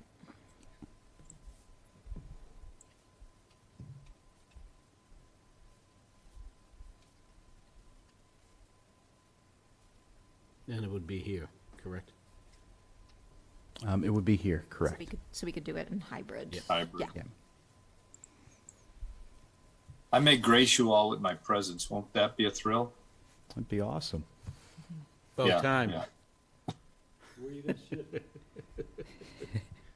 Maybe before town meeting, you'll see me too. Okay. So I can move on to Cadillac Paint. We've added this onto the list. Actually, I think this was meant to be just a general update, not under the priority project list, but we have made some progress on that. The fencing is down. One of the things we're looking at doing is getting an engineering plan done to basically use that for planning purposes and use that for any permitting that we need. So Ed Hart has actually tracked down the people who did the initial Nancy Drive subdivision development and has found the original topographical map. So hopefully I'll be reaching out to Dunn Engineering soon and seeing if they would be willing to do an update on that. So you want me to And move? Michael, just real quick on Cadillac, have you also reached out to Stormwater, or are we waiting for that new topographical map to do that? We would need to have the new map, the new plan. Okay. Thank you. You're welcome. Want me to move right into? Go right ahead. You're on a roll. Okay. I don't have much in terms of a COVID update, except that things are stable. I guess that's the best way to put it. I know there's been a few federal guidelines that have changed. I think the state, the MBTA, recently lifted their mask mandate as well. 3 things that aren't necessarily on the listed under here technically. One is the trash contract. So we've gone out to bid to look at renewing our waste services because it's still our rubbish services because they expire this summer. One of the things that everybody is interested in is a 5-year agreement. But when I went back and looked through some of our bylaws and our rules, I actually need to get a vote of the board to negotiate a 5-year agreement. So I would ask the board for that vote. On the next meeting? Well, if you could do it tonight, that'd be great. I'll entertain a motion. I move. Wait. Can you repeat what was said? I didn't hear it very well. Oh, I I'm know it's about the trash, but. I'm sorry, Yolanda. I'm going to keep my mic right here. Hopefully that'll help. So we're going out and we've got bids for new rubbish services, waste and rubbish services, because they expire at the end of this fiscal year. We have been talking about a 5-year agreement, but when I went back and looked through things like, the bylaws and town meeting authorizations and things of that nature, I need to get a vote of the board to allow me to do a 5-year agreement. So I was asking the board for that vote. Can we do that tonight, even though it wasn't on the agenda? Yeah, as an we can. unforeseen item? Unforeseen. Yep. Okay, thank you. Okay, so I move that we authorize the town manager to negotiate a 5-year contract with the waste disposal company to be determined. Yeah, and I'll have a full comprehensive overview of that at the next meeting. Okay. Is there a second? Great, thank you. Second. Okay, all those in favor? Aye. Aye. Aye, that's 5-0. So, Michael, you have the authorization to go up to a 5-year contract from a 3. Well, thank you very much. Just 2 other updates. We did have final interviews today for the Sustainability Project Manager, and I thought we had 2 very, very good candidates to be making a decision about that pretty soon. And then finally, one thing I just wanted to update the board on the situation at Legacy Farms, the continuing situation at Legacy Farms. As you know, as I've mentioned before, we've had some stormwater issues from the Legacy Farms development coming onto our property and impacting our water treatment plant. I have talked with the developer, and we are talking about an agreement which would really require them to do 3 things. And first is to enlarge their stormwater capacity on their site to keep stormwater from coming onto our property. Number 2, to make some infrastructure advancements on our property just in case there was more stormwater runoff. And then number 3, to repair damage to one of our lagoons that has been damaged because of this increased runoff. And then also pay for increased maintenance costs until it's resolved. So just wanted to give you an update on that. Hopefully Seems fair. that would take the form of a settlement agreement, which would need to go before the board. Yep. Michael, I just missed, what was the damage you said they caused? Damage to one of the lagoons that's part of our water treatment facility. So it has a liner. It's a very technical, basin, if you will, and so that's been damaged through all the stormwater runoff from the Legacy Farms development. So we're asking them to pay for that. So I mean that's around a $300,000 fix that we're estimating. Okay. And that's my report. Thank you, sir. Thank you for the updates. Michael, just a question. What's the name of the developer that you're dealing with? Or we're dealing with? Vin Gately. That's okay. That's part of the Legacy Farm, one of the Legacy Farm builders. Correct. Yep. Yes, sir. Okay, with that, Yolanda, board report. Okay. Based on the update, we had a Mendez meeting last night and a walkthrough, so that was good. Next week, there will be a Metro West Regional Collaborative meeting virtually. We're still planning our legislative breakfast for either May or June, and then once I have the finalized dates, I will let you know. And the other thing is that through around the clock, we are going to be doing a candidates forum, combined virtual and in person on Monday night, May 2nd, there in the select board meeting room. And that's all I have. Thank you. And feel better. Thank you. Rob. Sure. Just two items. One is the letter I sent earlier. Did people get a chance to look at it? I apologize for sending it out so late. It just got away from me. Yeah. I meant to send it out in time for the agenda, but did not. I personally, Rob, I didn't get a chance to read it, so I Sure. would need to recuse myself if we're going to vote on something Yeah, tonight. same here. I didn't get the opportunity. Sorry. Yeah, let's talk about. So let me just summarize it, and then maybe we don't need to vote on it. I'm just going to maybe suggest that the chair, if he's in agreement, send this in. It's about.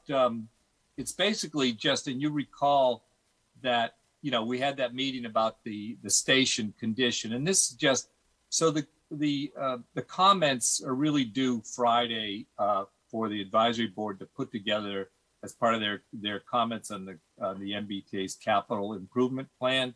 And our station is nowhere in that plan as to anticipated work or maintenance or capital replacement. So this basically makes note of that and says there's also no known schedule for maintenance or capital improvements to the rail station. And it asks that there be a comprehensive schedule, and that also the main thing is that, what's the basis that they've done these minor repairs? And has anyone looked at it, as an engineer looked at it and done any kind of real review of the safety of the station? You'll recall that there's a lot of rust, and they put wooden reinforcements under some of the rusted flooring. So this is really saying, look, it needs to be on your schedule. You need to have maintenance, and you should have someone look at it and perform, some kind of evaluation as to the safety of it. And that's basically the comment. And so I don't know if we can have a vote given the fact that it wasn't on the agenda for a vote, but I would think we can discuss it, and I can offer it to the chair and the town manager for submission if they think it's prudent. That would be my suggestion on this. And I don't, so that's basically, I can share the letter if I can share. I don't know, Mike, if I can share on this meeting, but I don't know, do you have it with you or? No, Robert, you talking about just basically. See if I can share. No. Rob, are you talking about basically? Okay, no, I can't share it, but that's the gist of it. And so I don't know if people have any issues with those concepts or submitting a letter like that. Rob, it's a generic letter. I read it. Yeah. Yeah. And it basically went over everything that we discussed at that meeting at the site. I was a little disappointed that we didn't get, or we did not receive any funding, or weren't even suggested to get funding. Exactly. And just to give them a heads up that I read the letter. I don't have an issue with it. I'd be happy to sign it if the board will allow me to sign it on behalf of the select board to get this done and to get it started.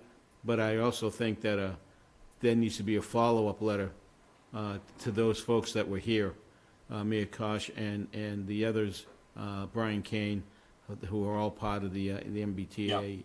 This letter is to group. Brian. It is to Brian? Okay. Yeah. I didn't see I just read the body of it. So. But And he's in full support. Yeah, I don't have a problem signing it if the board will allow me to sign it. That's fine by me. We need to get some stuff resolved, so. Yeah. the Yeah. sooner Well, the thank you for taking that on, and just it just needs to be emailed to Brian, and I could send you his email. I could send Michael his email address on town. Oh, I have Brian's. He emails me quite often. He does. That's right. He does. Yeah.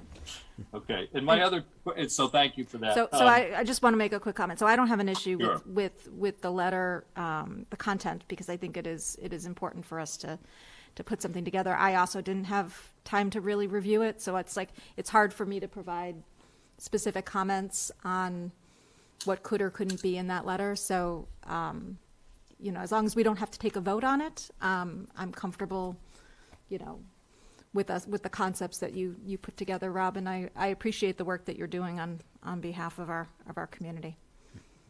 Yeah, I don't have a, certainly an issue with Joe working with Rob and communicating. I mean, I think, clearly this has been a frustrating situation for us, for Ashland, for many years.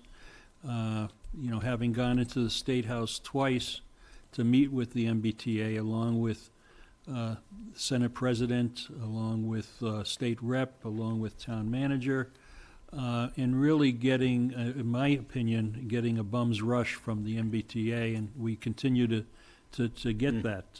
So that's my, I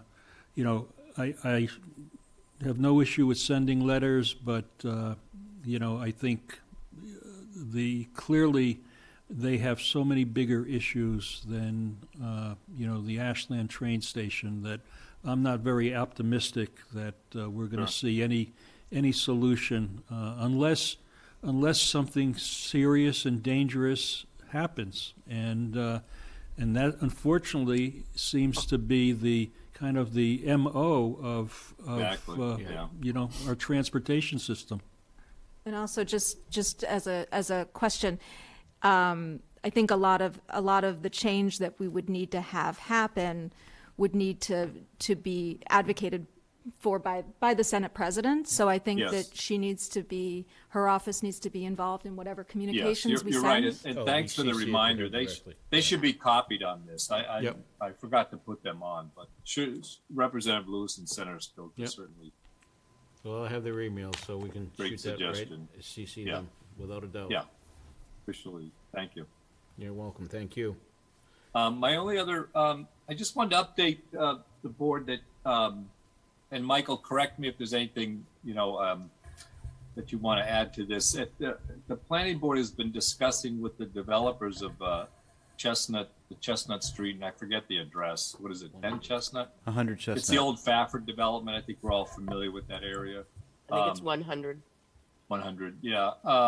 Anyway, Joel Arbeitman, the chair of the Upper Charles Trail Committee, wrote a letter to the planning board saying, the Upper Charles Trail is planned to cross near there. Is there anything the developer can do to help with that situation, help link to the trail? You recall we have a crossing, proposed crossing coming out near the water pumping station on Chestnut Street, crossing the other side. And so the planning board's actually taken that up a bit and having discussions with the developer as part of their overall plan of him perhaps making some sort of a financial contribution to the trail as part of, I guess some informal mitigation and, a kind of a win-win with the development to have linkages to the trail. So that's ongoing. And I don't know, Michael, if you have anything you want to add to that, but I don't know if the board will at some point be officially involved in any such agreement or not. I don't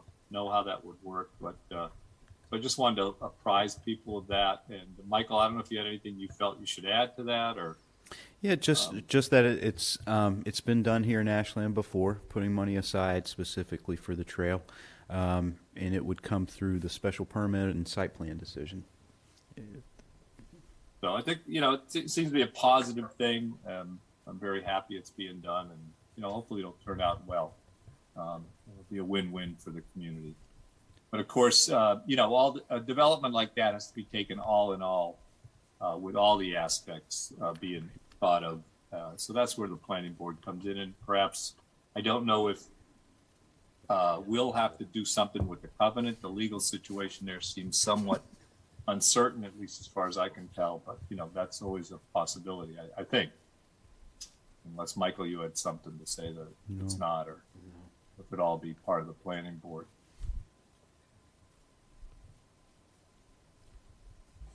Thank you, Rob. Mr. Mitchell. Thank you, Joe. Just a couple things. I guess an additional reflection on the dog hearing this evening, and again, I think we all clearly had the same response and emotion regarding the victim, Mrs. Conway, and but I really think, and I find dog hearings to be one of the more challenging situations that we are faced with. But I think we handled it, I think well and professionally tonight. I think. There might have been one exception, Steve. What's that? There might have been one exception. And that's the attorney for the No, yeah, for or the maybe dog me, I don't owners. know. Yes, yeah. I little disappointed in his behavior, and Yeah. Of course, I kind of egged him on, so that's all right. Well, you didn't egg him on, actually, Rob. You were very measured, and you were making a point, and you tried to clarify your point, and he chose to behave, just to be the loudest voice in the room. So, Yeah. That didn't happen. But I think the board conducted themselves in the proper way. So I think that to me is the takeaway. Yeah. Second thing on my list is I attended a Lions meeting the other night. Michael was there as well, and there was comments made about the lack of help right now for the food pantry. Now, I don't know what the circumstances are and if that's accurate or not accurate, but if there is a need for volunteers, I'd like to put that out to the public, that if we have a need at our food pantry, it's in the basement of the community center. It's an active food pantry. There's a great need in the community for the services. There's food insecurity that exists in our community, and so any resident out there that has some time, that has the ability to lend some assistance at the food pantry, I think it would be greatly appreciated at this point in time. Michael, who would be the appropriate point person? Jennifer Wolfing. Jennifer Wolfing, who is our social worker at the and is in charge of the food pantry at the community center. So that's great. So thank you. And lastly, Rob, you mentioned Jack Walsh earlier. I know he was on the consent agenda that we just moved forward very quickly this evening. And I just wanted to make a comment on Jack. He was on the Finance Committee when I joined the Finance Committee. I'm not sure what year it was, maybe 2005 or 6 or something like that. And Jack before that served on the school committee.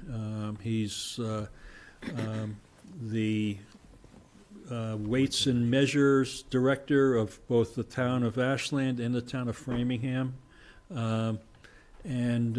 But just an all-around good guy that's given a lot to the community, and I just wanted to acknowledge him, not just through a consent agenda. So just wanted to thank Jack for all of his years of service and extend best wishes. Good point. And that's it. Thank you, Steve. Brandy. So I only have a couple things because we only have one regularly scheduled meeting in May. Because the next time we see each other, it'll be at town meeting, the first Wednesday in May, the 4th. I did want to talk about a couple events that the Clocker Club is having. One is at Corner Spot on May 14th. It's they're going to have I think Wine Empire and food trucks, and it should be a fun event. Leading up into their Clocker Club golf tournament, which is Thursday, May 19th. So I know that they're still looking for folks if people want to participate or sponsor. So people can reach out to the Clocker Club. And the only other thing I wanted to just mention was a couple months ago we had tabled the idea of our volunteer breakfast until kind of the COVID numbers started to get better because we had wanted to be able to do something in person. So I just wanted to throw that back out there to the board to see it sort of, I know we have a lot of things coming up in May, but, thinking about this in sort of an outdoor function, we were talking to Susan Roby about it, and, one of the issues with doing it at the community center at this time of year is that soccer is in full swing at the community center, and if you've ever been over to the community center on a Saturday, it's kind of jam-packed over there, so, maybe we can think about doing it at an outdoor venue, or so I just wanted to bring that up to the board. I don't know if we necessarily need to make any decisions tonight, but if anyone has any thoughts, I'm happy to work with Susan on trying to get that coordinated. So if anybody does have any thoughts, let me know. Good. No, I think it's a good idea. I think, what we're finding with the senior lunch program that we've been doing right through the pandemic, the numbers are starting to grow. So even the most vulnerable population, COVID-related population, is coming out and participating, in live settings. So I think we might be ready to do that again. That'd be good. Okay. Yeah. You could ask them about term limits there. We could do that. Good point. Yeah. We could do that. We could make an official announcement at that breakfast. That would go over real well. The question is, do we want to look at dates in May, or do we want to look at maybe beginning of June as far as timeframes go? Probably mid-May, because usually at the end of May you have the holidays and people start doing other things, and then the school graduation is right around the corner with respect to that, so they anticipate parties and things of that nature, so, and the prom, so. Or we tie it into a farmer's market day and do it right after the farmer's market Good. on a Saturday. Good. Oh, that would be a good idea. That's a great idea. Yeah. Okay. That's a great idea. It's outside. We work with a food vendor or two, see what they can provide, and Oh, you mean at the market? Yeah, At the market. Get a good idea, Yolanda. We get a couple Great food idea. trucks. Mm-hmm. Get a beer truck too. look at the schedule, and if work with the farmers market people, because most of us, I see a lot of our volunteers at the farmers market, so let's tie it in. Yep. Good idea. That's a great idea. That's a great idea. I have them every once in a while. Not always at 11 o'clock at night, but We're getting there. I was gonna say I'm done. That's all for You me. good? I'm good. Thank you. All right. Thank you, Brandy. First of all, I'd just like to congratulate all the runners from the Boston Marathon, especially those that ran with our bibs and generated a lot of funding for us, and for all the community events and programs that are being sponsored by the monies that they've raised. So thank you to you all. Just want a shout out to Frank Masiello, who got a lot of airtime on Channel 4 near the finish line. It was like 15 seconds worth of him and the person that was running next to him, who was a friend of the broadcaster,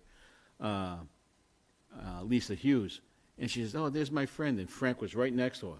15 seconds of him going right to the finish line, which was awesome. So congratulations. Yeah, it was pretty awesome. And great shout out to the DPW workers and Dougie Small and his crew. I mean, after that event, 2 hours later, you wouldn't have known that there was an event being held at all. It was just, I drove up and down 135 and I couldn't find a cop, I couldn't find anything. It was incredible. So great job, everybody. A lot of people don't understand the work and effort that's put into it, so it was great news. So I have some great news this year. The Summer Concert Series will be offered again. We will be hosting 6 concerts starting Tuesday, June 28th, and the starting time is 7 p.m. We're not sure of the band yet, but just keep posted for further details of this totally free event. And remind everybody that May 4th is town meeting at the high school auditorium, and I'll be at the Affordable Housing Trust meeting next Thursday at 5 o'clock. And last but not least, happy birthday wishes go out to our own Michael Herbert, who's celebrating his birthday tomorrow. So he thought he was going to get away with it, but no. So happy birthday, young man. And I can call you a young man because you are a lot younger than us. Well, maybe Rob and Steve and I, but. I don't know, Joe. Yeah, right. I've seen a lot of gray starting to crop up there. Starting to. It's a lot less here, a lot more. So with that, I will accept a motion to adjourn. Happy birthday. Yeah. Second. so moved. All those Happy in birthday, favor? Michael. Happy birthday. Aye. Aye. Aye. Yolanda, Good night. Yolanda and Rob, before we depart, I have the warrant signature for the election warrant. So I Okay. think if you guys can come in to sign it, we'll sign it here tonight. So Yeah, maybe I Next can time stop. we see each other is at town meeting? It's the election. It's the election, No, but the next time we see each other is town meeting. Oh, yeah, yes, yeah. yes. we can do that. Okay. And are we likely to have a meeting before town meeting? What's the odds on that? 50-50? I think, yeah, I think we should post anyway, just in case. Okay. Well, we're done, right? We're good. We're good? Thank you. All right. All right, thank you all. Good night. Good night. Yolanda and Rob, Yes. are we?